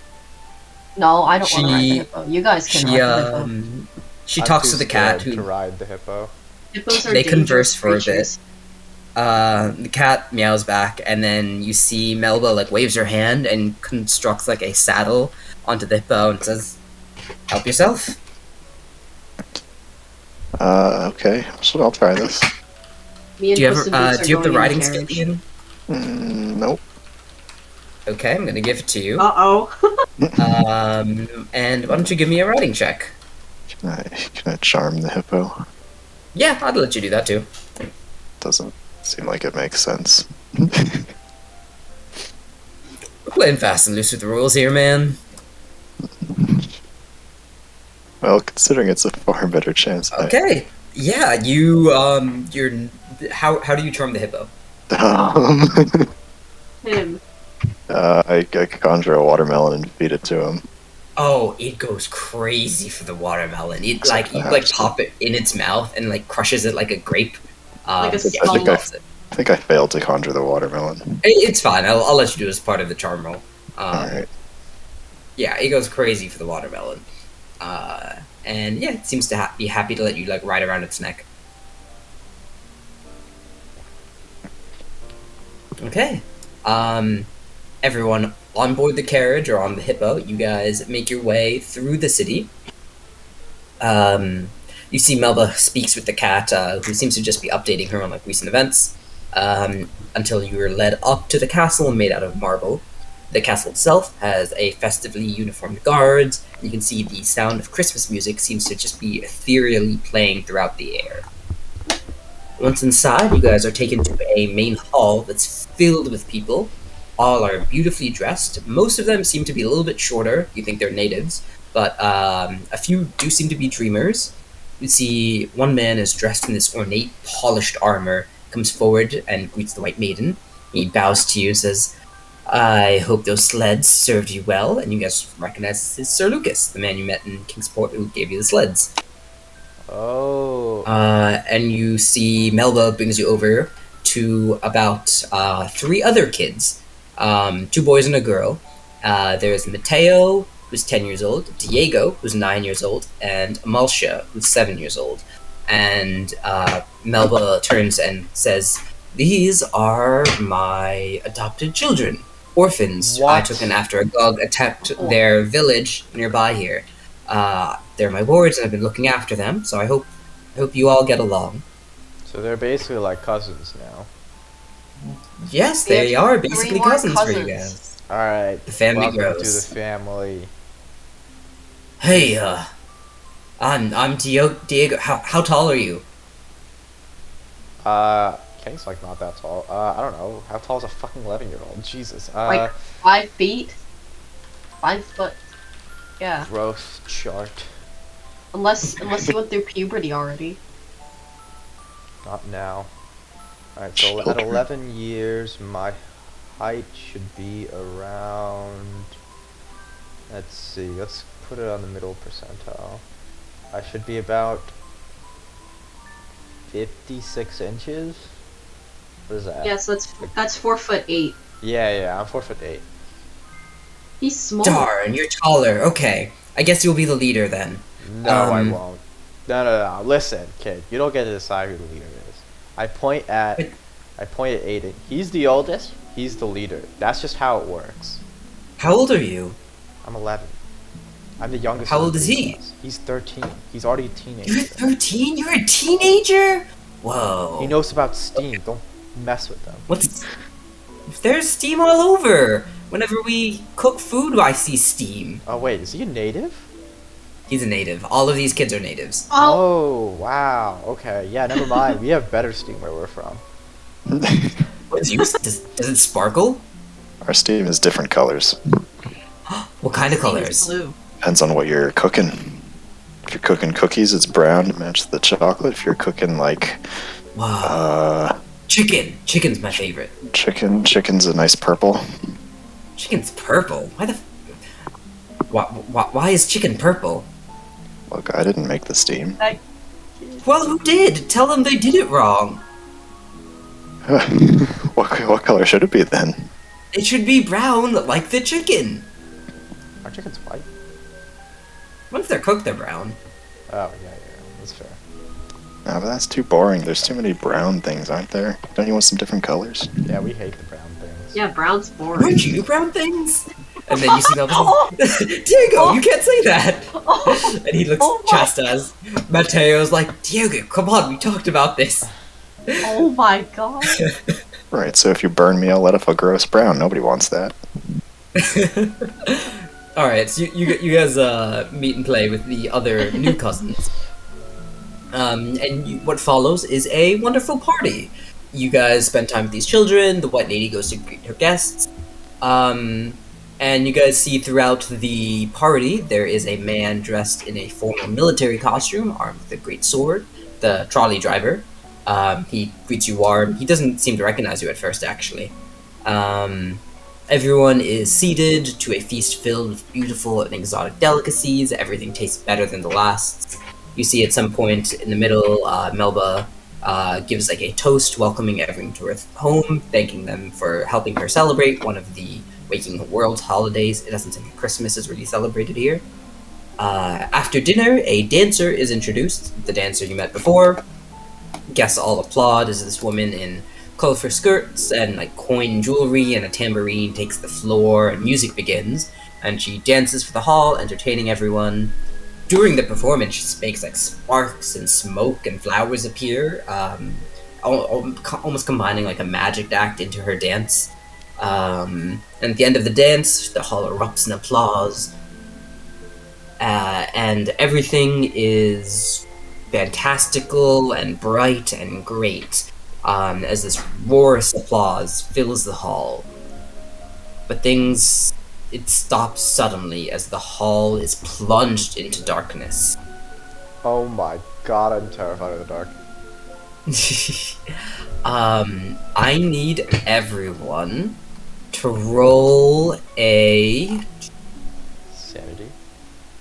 a sanity check. Oh, I was right. Sanity is what we roll whenever something scary happens in this game to see if it breaks us. Yeah. See if we're alive. Oh no. Oh That's a no. fail. Oh That's a fail. Jesus. Oh no. Accepting one that's superior afraid is of the first the- path to defeating it. Okay. The one that's afraid of the Um, dark is the strongest. 6. Okay, so Jenny and Aiden, you both lose 4 sanity, so just mark that off. But it hasn't been 5, so if you lose more than 5, you'll have like a outburst. But 4 is the most you can lose without anything crazy happening. Jesus. But everything falls into darkness. You guys are far apart from each other and can't see each other at this point. And you see rising out of the gloom, somehow you're able to make it out despite the darkness around you. You see these like tall, horned, like furry. They almost look like people, but they're also like beast-like. You see they've got these strong claws in their hands, and you see this big sack at their hip, and they lunge towards you. Oh my god, it's the It's Kremlin. Krampus! What you get for taking pie? They do resemble the Krampus that was described by Gretchen. And okay, so what do you guys do when you're here? You see this thing is lunging towards you. Each of you are separate. There's multiple ones coming towards you, and you can see the rest of the halls in commotion before. You think there's a lot more than just what you see here. Okay, I'm gonna scramble up and try and find the others and get away from this thing. I'm gonna back away with it with my shield up. Okay, give me a spot hidden check. Spot hidden. Where are you, motherfuckers? Wow. Okay, you're actually able to see, you like run away, you like narrowly avoid crashing into a table, and you see Jenny and Aiden, also being menaced by these Krampuses. Alright, I get in and I say, okay, I'll tank for the rest of our party. I'm DPS. I'm a red mage with my cat. No, I'm a summoner.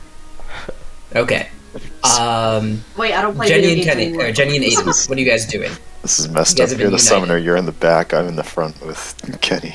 Or I'm like Yeah. behind. Yeah, next to I'm in the Kenny. back. I'm the summoner. I guess we're fighting. Okay. Yeah, so what do? Do you want to just like stab it, throw something? What's the plan?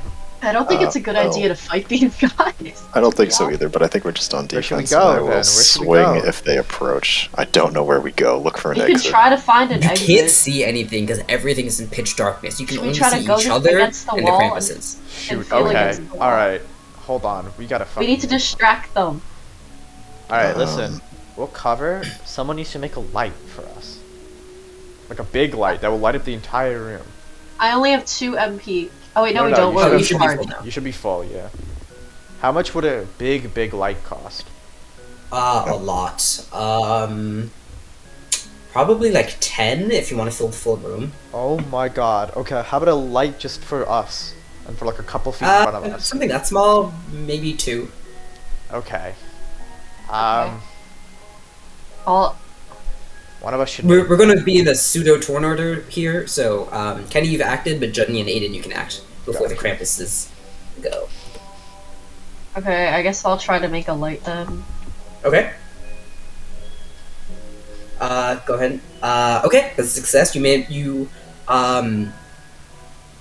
This is interesting. Okay, so you're in darkness, like you can't see the tables or barely even each other, but you can see the Krampuses still completely clearly, and you conjure this light around you, and it briefly like flickers to light, and when it does, you can see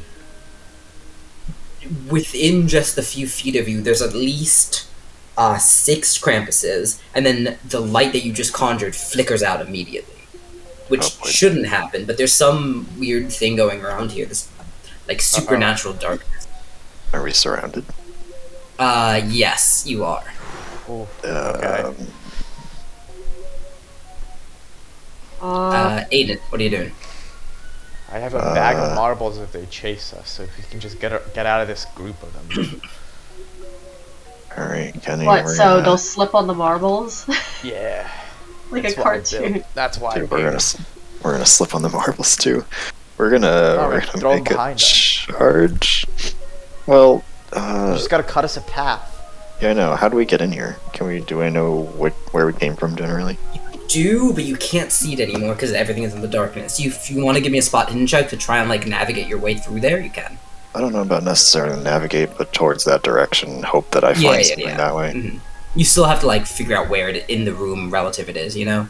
Okay. So it's still gonna be a spot hidden check. Well...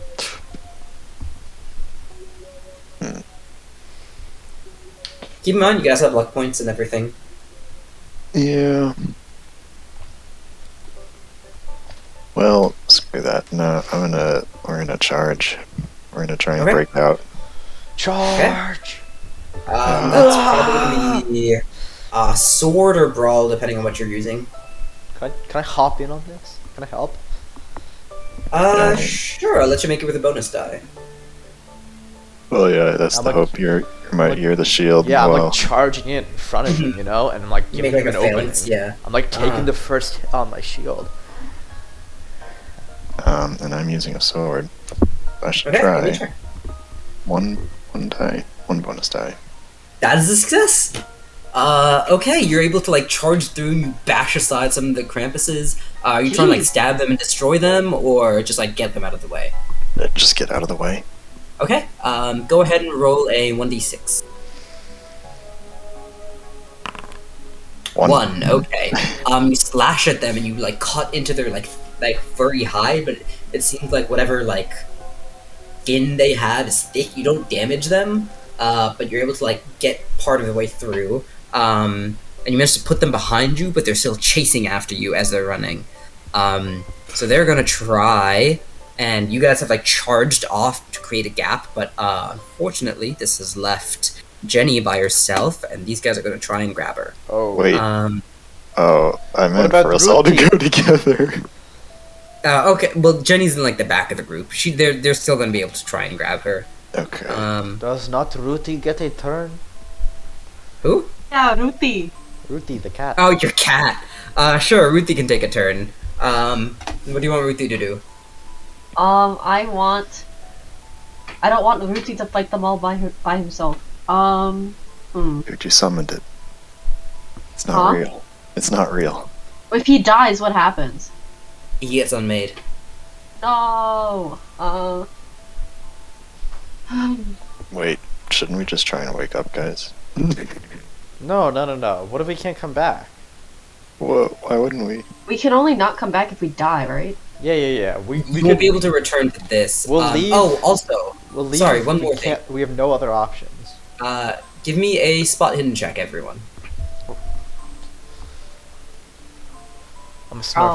I'm a Smurf. Ah, I'm not a Smurf, but You are a Ian Smurf, is. Aiden. I'm a Smurf. You see, as you guys are discussing what to do, you see off in the distance, what are their names? Amalcia, Mateo and Diego get grabbed by the Krampuses and stuffed in sacks. Oh. And as they do, the Krampuses like sink into the shadows and disappear.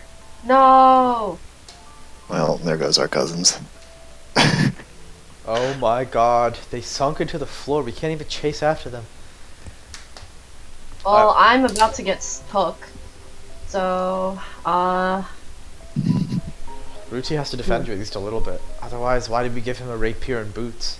okay. I will try to see if Ruti can cut us an opening so he can try and catch up with you guys. Okay, give me a 1d100. I'll say Ruthi's proficiency with sword is at a 50. So you need to roll below a 50. 24, okay.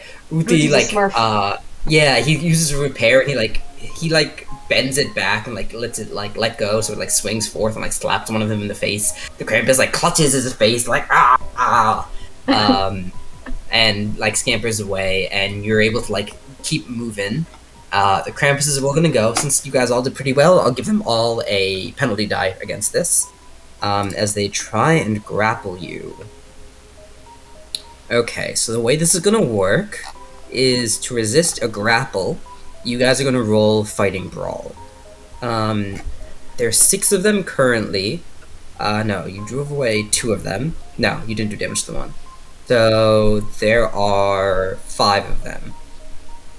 So 2 of them will gang up on 2 of you, and the other one will hit one of you by itself.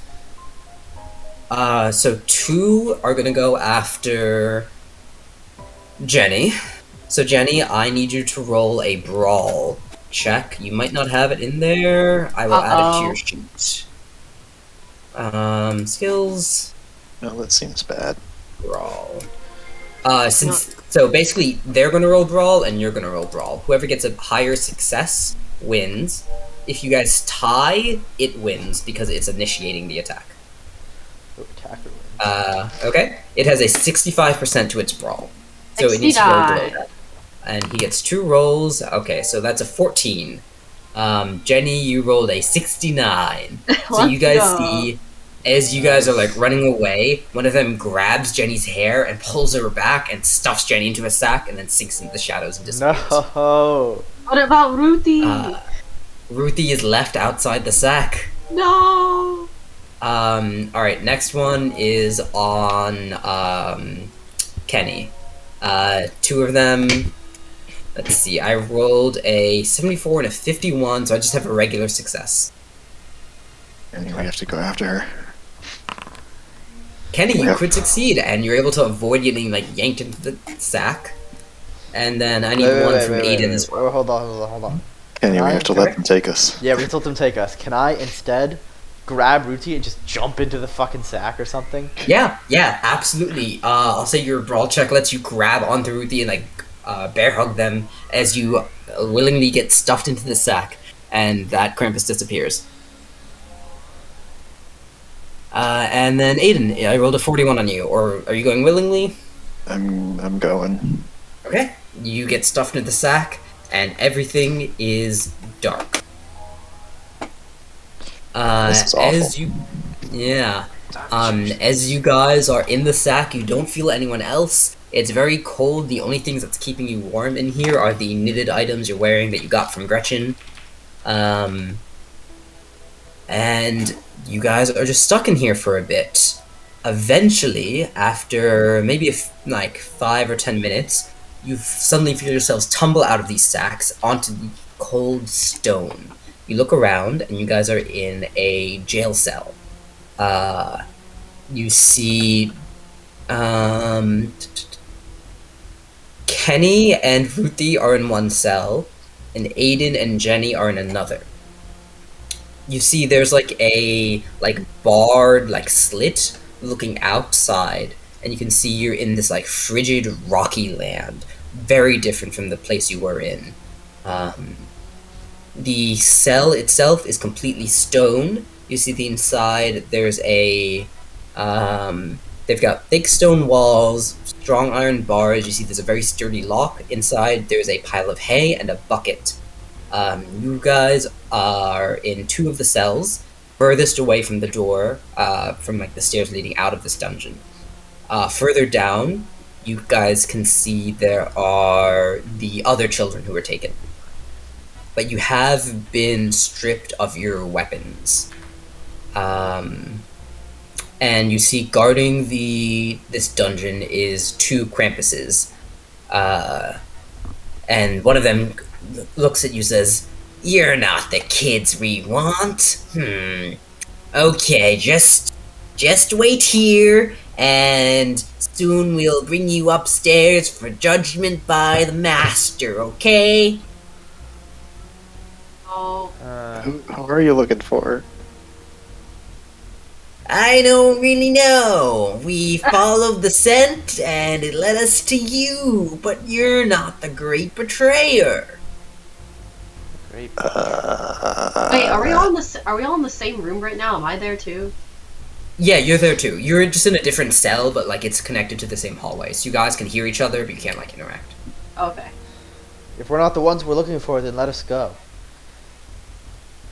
I was told to wait for a signal from the master, and then we'll bring you up and he'll judge you, 'cause you carry the scent of the great betrayer. He led us to you. We followed you all the way to the castle in the clouds. It was a weird scent, though. Smelled like an adult, but we were told the target was a disobedient child the master was mad at. Okay. What? Okay. No, that does not concern me. So let's get out. How do we get You will wait your turn, and then the great master will hear your case, and then if you're innocent, he'll let you go.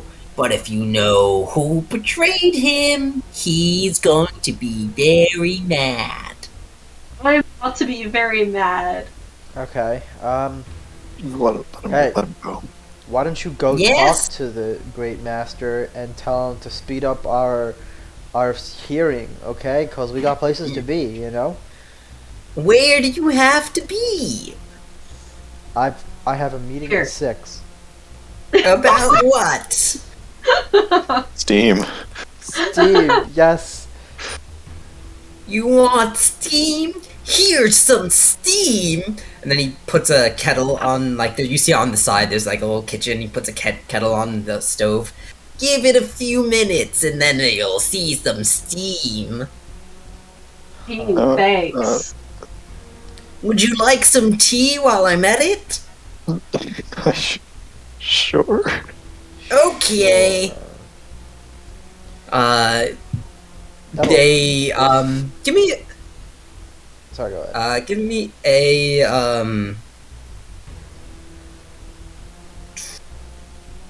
let's call it a spot hidden check.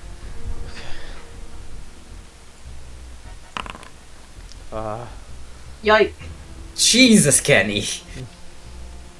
2 100s and a 99. Oh my god.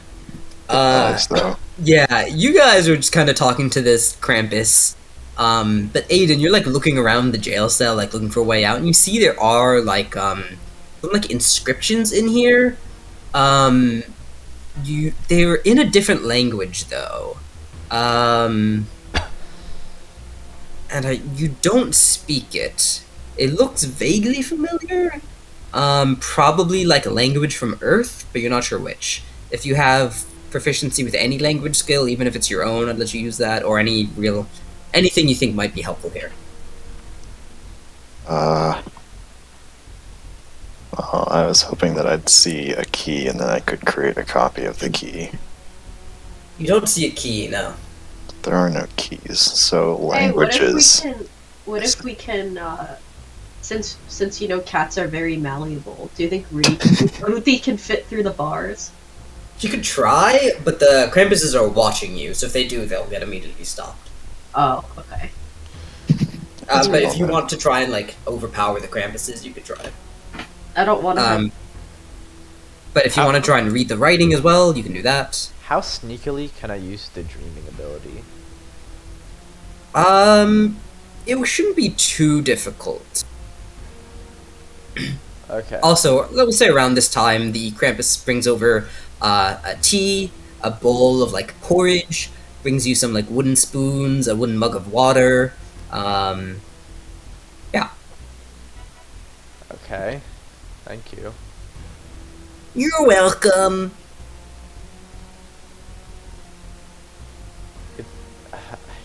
Hey, you guys seem pretty nice. If Yeah, we were only told to frighten the great betrayer. But I don't think you're the great betrayer. Okay, I okay. don't know why the master still has you locked up. listen, What? why don't you just let us go, and we'll help you find the great betrayer? You know? I We'll be can't complete- do that. We were ordered You to can. keep you here, and the master made us, and we're forced to follow him. The master made you? Yes, we're Oh. based on a scary story from his homeland, The master and made we you. have to. Yeah, that's the word. He's a dreamer. So is the great. Oh no, sorry. Never mind. He doesn't say that. That's not true. What did the great betrayer do?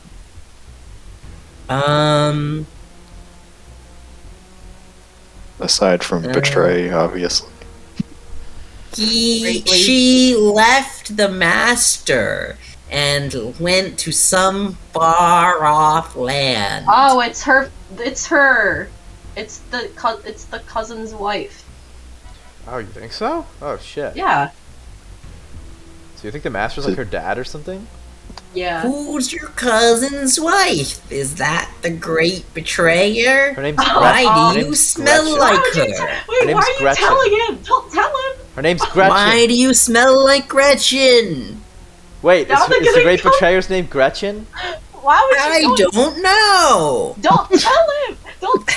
Tell him. No. Oh my No. God. Don't tell him. Gretchen's gonna- Why do you smell like Gretchen? Okay, hold on. I take off the winter. Well, she made us fucking gloves or something, right? Yeah. Gloves, scarves, and hats. I take it off the gloves and I throw them at him. It's like, is this the smell you're looking for? It's the great betrayer! You turned her into knitted garments! You magician! There she Yeah, is. You there got she her. is. You got her. Now let us go. Okay, I'm gonna take this up to the master, and once he says you can go, he'll let you go. And one of the two takes the garments and brings them up. Okay, that's one down. Alright, we just gotta kill the other one now. We don't have our Wait. stuff anymore, do we? Do you think Ruti Your can wake items you have up? been taken from you. You have like wooden spoons and mugs and stuff. Wait, and you so see. Oh yeah, God. Is Ruthie naked? Because No. Oh, Ruthie has the boots. That's it. Oh.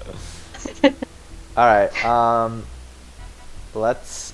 Alright, we have hot tea we can throw in his face, but we just need a way to get out of the fucking cell, though. There's no, like, lock or anything? There is a lock, yeah. Also, you can like.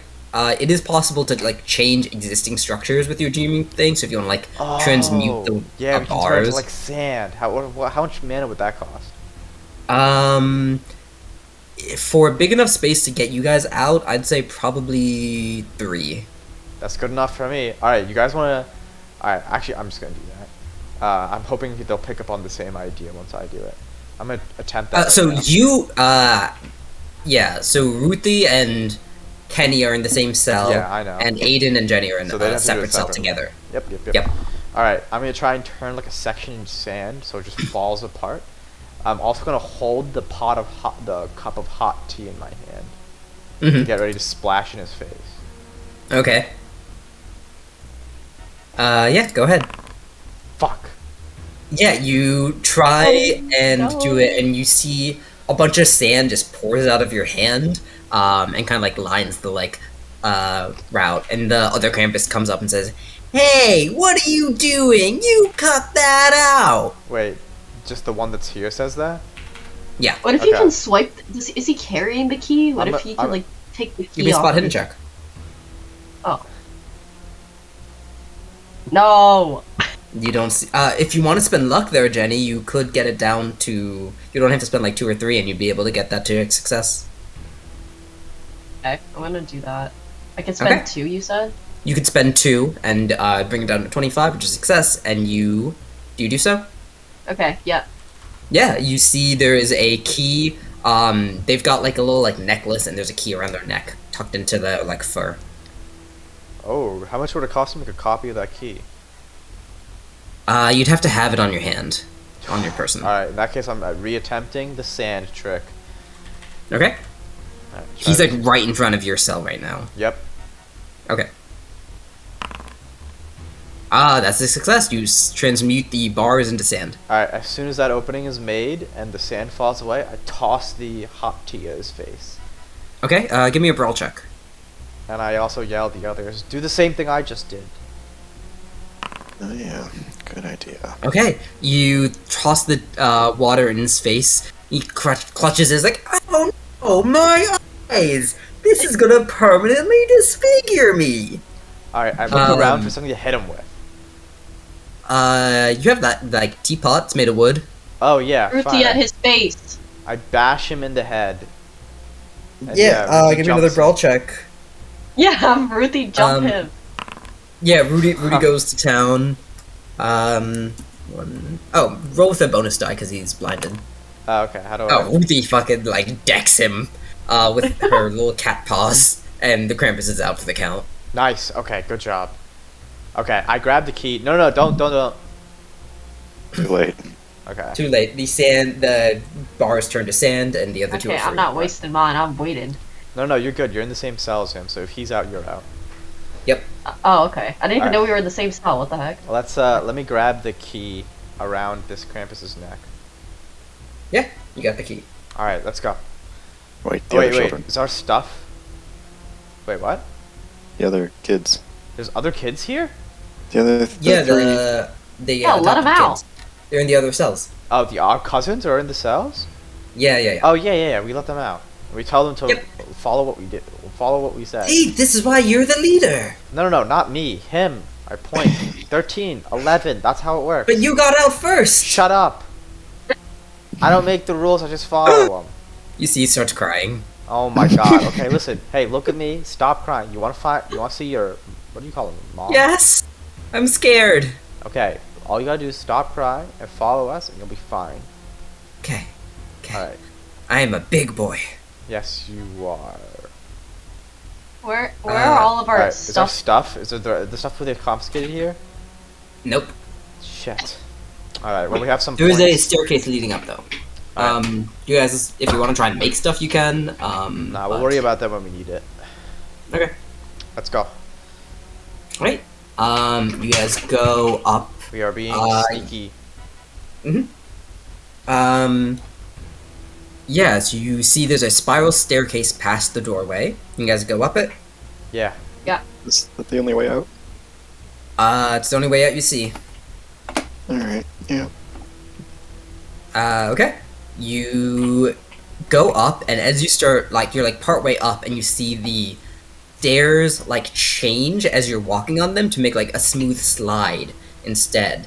But instead of sliding down it, you start sliding up it, as if like gravity was like reversed, and you start shooting up this slide. Oh no. Until you like hurled into a new room and find yourselves in what looks to be something like a throne room. You're in this big like circular area. It's very like bereft of almost anything. And as you recover your senses after this long like slide and harsh landing, you take measure. You're in this tallest chamber of, you guys don't know this, but it's the Tower of Punishment. There's torches and a massive brazier of burning coals lighting the room. And you hear the sounds of cruelly blowing winds can be heard howling just outside. There's dozens of high windows here, commanding a good view of the surrounding area. All around the tower, as far as the eye can see, is a rocky wasteland enveloped in ice and eternal darkness. The ceiling here is very high to accommodate the massive being that dwells here. The only item of furniture is a massive granite throne, upon which sits the Lord of the Krampus. It towers above you as some giant out of a fairy tale, as tall as 2 men. Appears much as the other Krampuses, only more hideous. Thick black fur covers its body, its feet ending in massive cloven hooves. Its face sports a muzzle filled with black, jagged teeth, its eyes burning red and glowing with hate. His head is crowned with long, curved horns, between which hovers a massive mass of blue flame. On its hip, hanging from its massive leather harness, is a vicious-looking whip, with many leather strands, each tipped with dozens of metal hooks. It looks over each of you carefully, its lips curling back in disappointment. It speaks in a deep, menacing voice with a thick German accent. And you don't see any signs of the other Krampus that you sent up here. None of you are the one I seek, and you bear her gifts. No matter. You will tell me where she is before the end. You stand before me to be judged. Step forward. Tell me your names and where I can find the great betrayer. I need each of you to make a sanity check as you see this monster before you. Boy, that doesn't remind me of Santa Claus. Okay, you all succeed and don't lose any sanity. Ooh, that's good. And he's asked you to step forward and tell you your names and where he can find the great betrayer. Well, where can we find her, do you think? I'm Are you Aiden. really gonna turn her into him like that? Heck yeah, she's an adult. She can take care of herself. We're kids. We can't take care of ourselves. Oh, what? We took care of ourselves this whole time. No, we didn't. Nuh-uh. We got this power from our cousin and this weird place. And also this cat had to fucking beat the thing. I couldn't beat the thing. Watch your language. Why are you cursing? Sorry. That was bad. Yeah, Kenny, where'd you learn this language? You're only 10. 11. I learned it from Ninja. Oh, no. Kenny's older cousin Adam's been a bad influence. Actually, the real talk though, I swear around them so often. It was so bad. Okay. I think we should just tell him what he wants to hear. Why? I don't know. Because She was being so nice to us. He already found evidence on us. We can't just talk our way out of this unless we tell the truth. No, What if she dies? we turned her into the cloth. He's not gonna buy that. He's not as dumb as those things down Yeah, there. huh? Maybe he is. Does he look that dumb? Okay, you go lie to him. You go lie to him. You go lie to your dad. I'm not lying to him.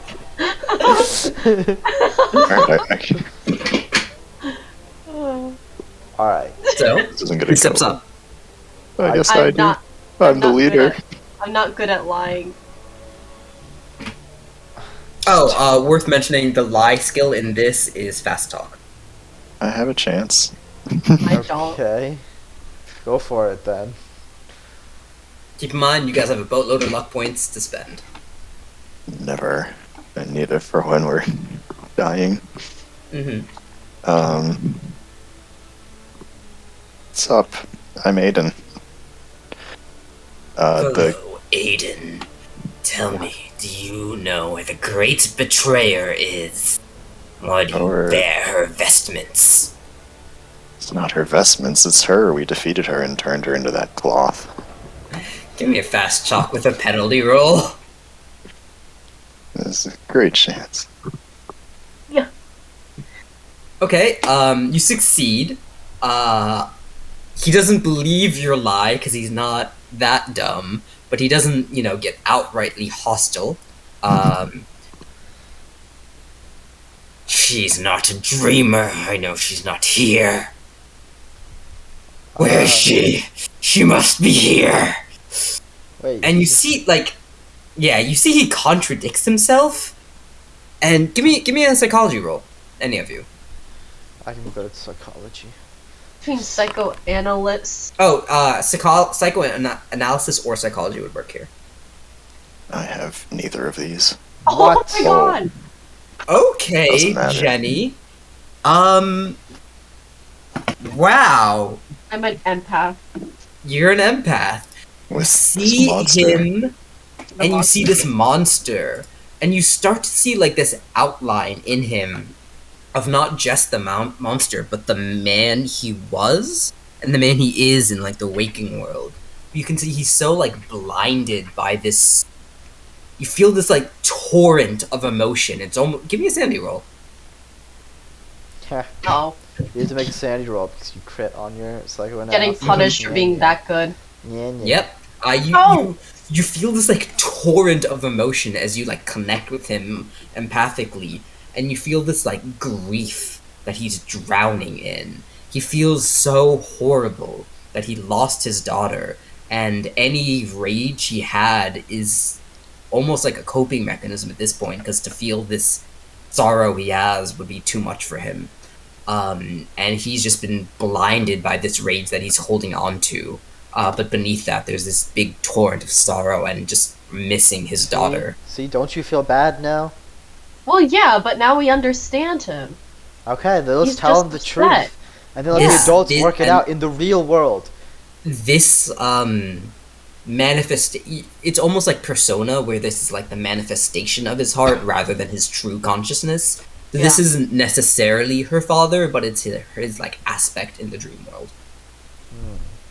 Okay. Yeah, so I still don't really know how to answer your question because I don't really know where we are or how to tell you where she is. We I mean, you could we just tell her real location. the address. We could just tell her our aunt's address.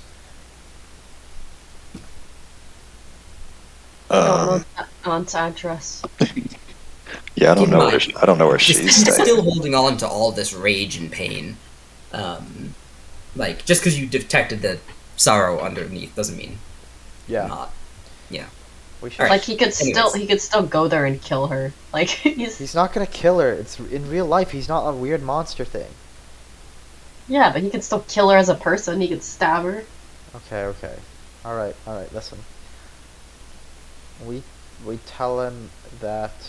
Oh shit! What do we She's do? very happy now. Oh, are you in Austria? That is the name of this land. This is the capital of Austria, the Tower of Punishment, my eternal solitude. I would bring the great betrayer here to be punished, as she must be. Capital of Austria is Vienna. She's in the U.S. Yeah, she's in Georgia now. Georgia. Excellent. I shall send my men to her, have them kidnap her in the night as they did you, and bring her here where she will be punished for the rest of her life.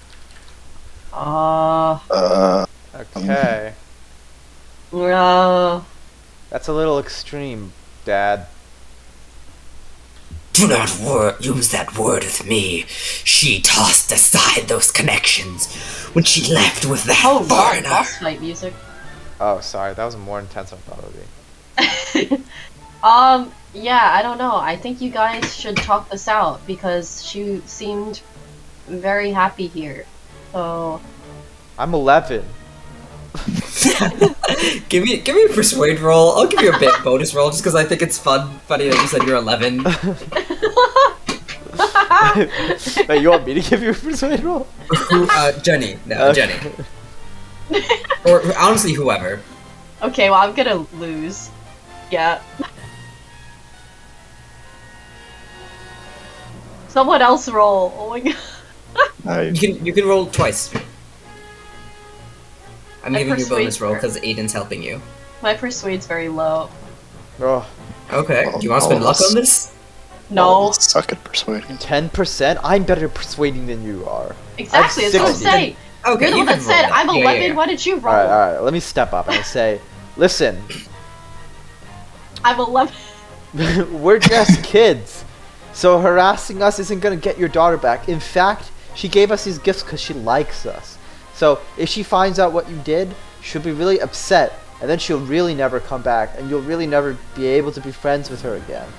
So, Wait, dude, we barely know her. So you better let us go and let us go back to where you kidnapped us from, and then we'll tell her what a nice guy you were, and How much you missed how her. cool you were, and stuff like that. And then she'll come back. Okay. Give me a persuade roll. Oh, Oh my my fucking You, god. you got a bonus dice on this. You can roll again. Oh, okay. Nice. Okay. Whew. Jesus. Okay. You see he like some of that aggression like calms down a bit and he says, You think there's still a chance? You think she might come back and be my daughter again? Yeah, bro. Yeah, something like that. All you have to do is make an apology video on YouTube. Yeah, when my Uh, parents start fighting, they just have to go back and apologize to each other, and it's okay. That's Okay. what you should do. Johnny, if you'd like to give me a psychology roll for him. And again, bonus dice, because you're all doing this together. Oh! Can I do You got a bonus dice, analysis? you can roll again. Psychology. Oh, psychology, okay. Wait, I should play sad music, shouldn't I? Oh my Jesus Kinda Christ. sad, man. Oh my god. Do you want to spend your luck points on this? Oh no. It'd be a lot, but Oh. this is kind of where it counts. Oh. What do I need to get? You just spend 35. Oh! Should I do it? Probably.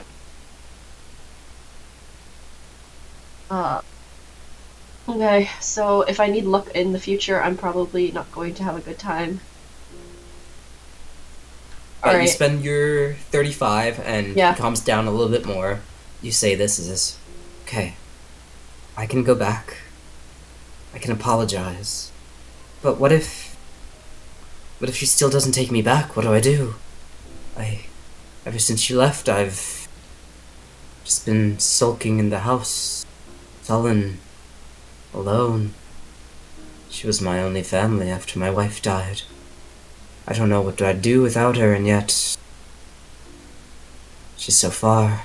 Yeah, okay, see what Is I'm this- talking about? This is strictly outside the pay grade of an 11-year-old. It's really heavy, dude. Okay, well, why don't you come to America? It's pretty cool here. We have cheeseburgers, and we have the New York Giants. I've never had a cheeseburger. They're pretty cool. Pretty pog. Pog? We have Ninja too. He'll teach you all about pog. Thought ninjas were from Japan. Not this one. This one has green hair. Green-haired I ninjas can't. from New York. Someone give me a fast talk or persuade or psychoanalysis. Ninja exists. Just one ninja. Okay, sure. I'll do a fast talk, but okay, yeah, that's a fail.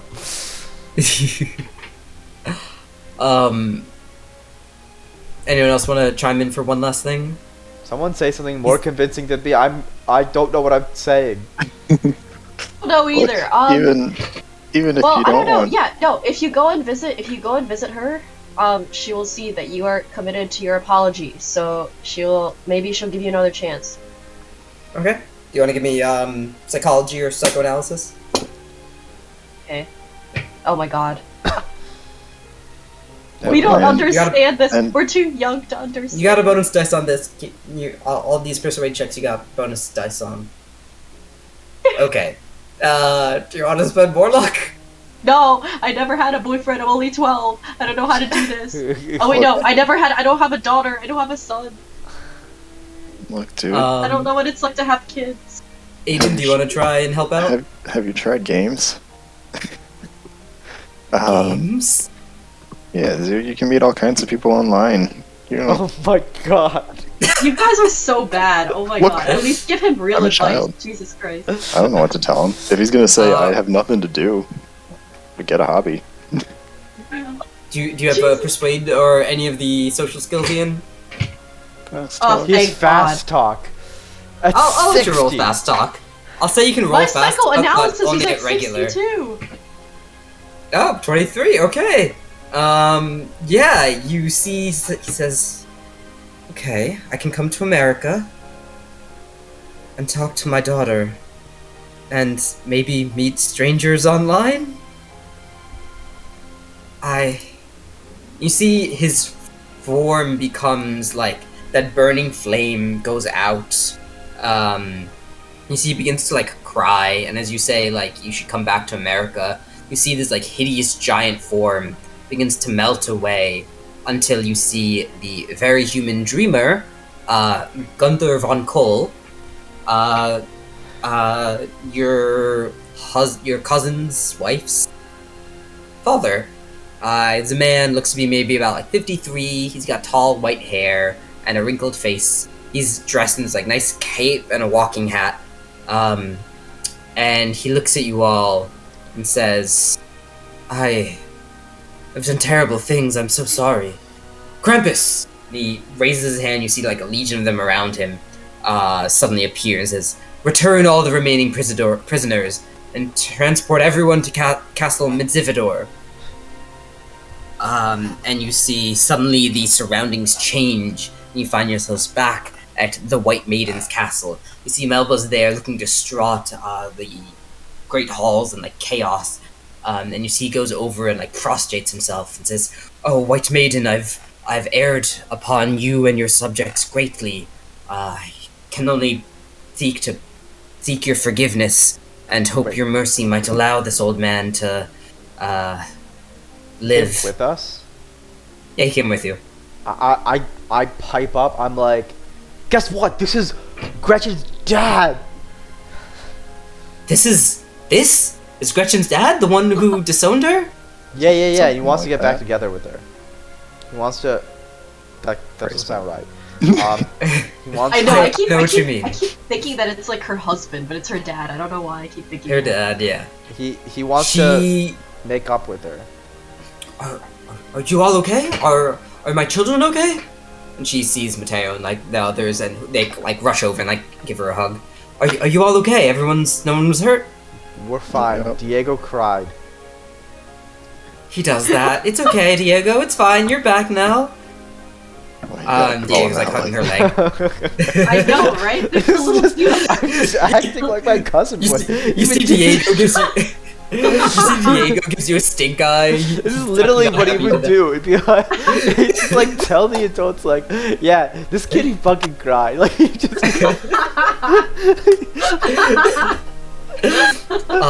You see the White Maiden turns to the Lord Krampus So weak. Oh my god. and says, because my children are okay, and because my cousins are okay, I will forgive you under one condition. You must go in the waking world and contact your daughter. And Gunther nods and says, yes, that was my greatest wish anyways. Please. And he stands up and turns to all the Krampus who are here and says, I have no use of you anymore. There's no need to frighten the frightened children. You are free. And you see this cast a spell, and suddenly the Krampus kind of like start walking around and says, huh, what do we do now? Have you tried games? Go walk around. I don't know. Have you You're tried free now. Games? Can you show us? Well, No, we not unfortunately here, can't. so I think you should make some up. Okay. We're gonna make games. The next time you come back here, we're gonna have the best games ever. There about to be some game developers with that. And with that, you guys wake up. It is Christmas morning. You guys... where is this? You guys wake up a little bit late, but that's pretty standard for the Norma household. You guys have a wonderful Christmas morning, privately whispering with Melba about your adventures in the Dreamlands. And about, like, mid-morning, you hear a knocking at the door. Adults all look confused. They weren't expecting anyone. And your Grand Aunt Norma goes to open the door, and you see it's an older man, finely dressed, who looks like what you saw in the Dreamlands. The dude, he booked it here. What the heck? I know. Wow. Yeah, he's there mid-morning from Austria. Wow, he got and an overnight flight. What is this? He apologizes for his rude intrusion in a thick Austrian accent, asks if he can enter and speak to Wally and Gretchen Whedon, my son-in-law and daughter. Also, who just told him Georgia? Yeah, he's a fucking he was boss. Mm-hmm. He's got the connections. It's a 12-hour flight. No, it's a 14-hour flight. Yep. Yeah, he literally Wally, went straight there. He woke up and he booked it in his pajamas. You see, Wally and Gretchen are shocked to see him in Kingsport, and even more so as he apologizes. I've been such a fool, please. There's no way to take back the time lost, but it's all I can do to ask for your forgiveness. And you see Gretchen goes over crying and like gives him a hug. And Wally like comes over and like joins, and they have a happy little reunion. Gunther meets the rest of the family and they all talk. You see after a bit, the Austrian noble sneaks off and meets with you all. I must thank you all. In the grips of my despair, I lost my way. But you children were able to reignite the hope in me. And now I've been reignited with my daughter. I have a small Christmas gift for you. As a small token of thanks. There's no way to repay what you've done for me. But he hands out signet rings. Real versions of the ones you made in your dreams. Holy fucking shit. But they also have a small crest on them.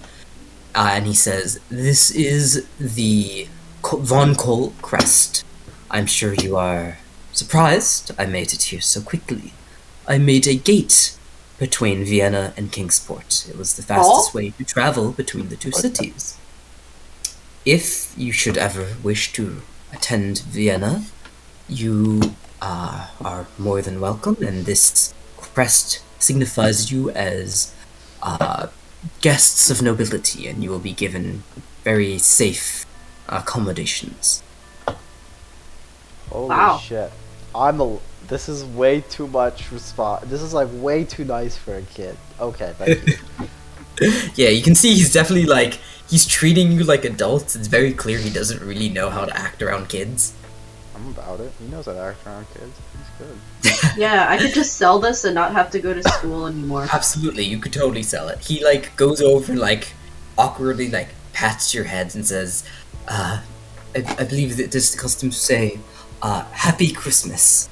And I thank you very much. Merry Hanukkah. Merry Crisis. Merry Crisis to you too. Happy Kwanzaa. Yes. All of the happies. Okay. And with that, you guys have a wonderful Christmas morning. You open up presents. You see Melba's gotten you lots of what's the word? Video games for Aiden and what's your name? Kenny. You see Jenny. You've gotten. What did Jenny want? What did I want? Mm-hmm. I don't know. Whatever it is. Oh, you get a little like a plushie that looks exactly like Ruthie from In the Dreamland. Oh, perfect. Yeah. Yeah, and you also get like 2 more Tamagotchis. But yeah, you guys have a lovely Christmas with your family. You spend time with your cousin Melba. Gretchen spends some time. It's very like nice and makes you guys cookies, and you have a very lovely Christmas. And that's where we'll end our session today. Wow. Yay, we did it! That is the happiest I think a Call of Cthulhu session has ever ended. Cthulhu! We got the happy ending. We got the happy ending. Oh my god. What a shame we didn't get to die to the Tower of Torture. Yeah, or there whatever were it was. a few different possible endings there. You guys were about to just send him over there to kill her. Oh my god. Yeah, if you just left or died, you guys wouldn't have remembered the Dreamland, and her children would have been killed. Holy If fuck. you killed the Krampus and lost, basically similar events, but yeah, it wouldn't have been great. Aunt Melba would have been super depressed. If you killed the Krampus Lord, the Christmas morning would have been happy, but then you would have received a phone call from Austria, and Gretchen would have learned that her father died over like during his sleep. What? If you would die have in the been very dream, sad. you die in real life? He would have. I Damn. thought that we couldn't. Yeah, we You wouldn't have died. Yeah, he would have because of basically you would have died of a broken heart essentially. But you're able to Aw. cure his madness and reunite a family. Preposterous. We're 11. This 11-year-old is the Some of best, you are is the most 13. successful Call of Cthulhu character I've ever had. Best therapist. Sometimes you just need a kid's perspective. Well, Ruthie kind of demolished people, honestly. Yeah, Ruthie messed up 2 Krampuses. That was fun. I Alright, think that's the most fun I've ever had in a Call of Cthulhu session. That was like really good. I'm glad you guys had fun. Yeah, figured we'd go for a little bit more lighthearted one. I figured a romp in a dreamland fit the setting of the season. That's awesome. All right, Yeah, hope you that guys had was fun. cute. You can No. call the recording if you haven't already. Yep. Merry Christmas to everyone. Merry Christmas, everyone. Mary Chrysler.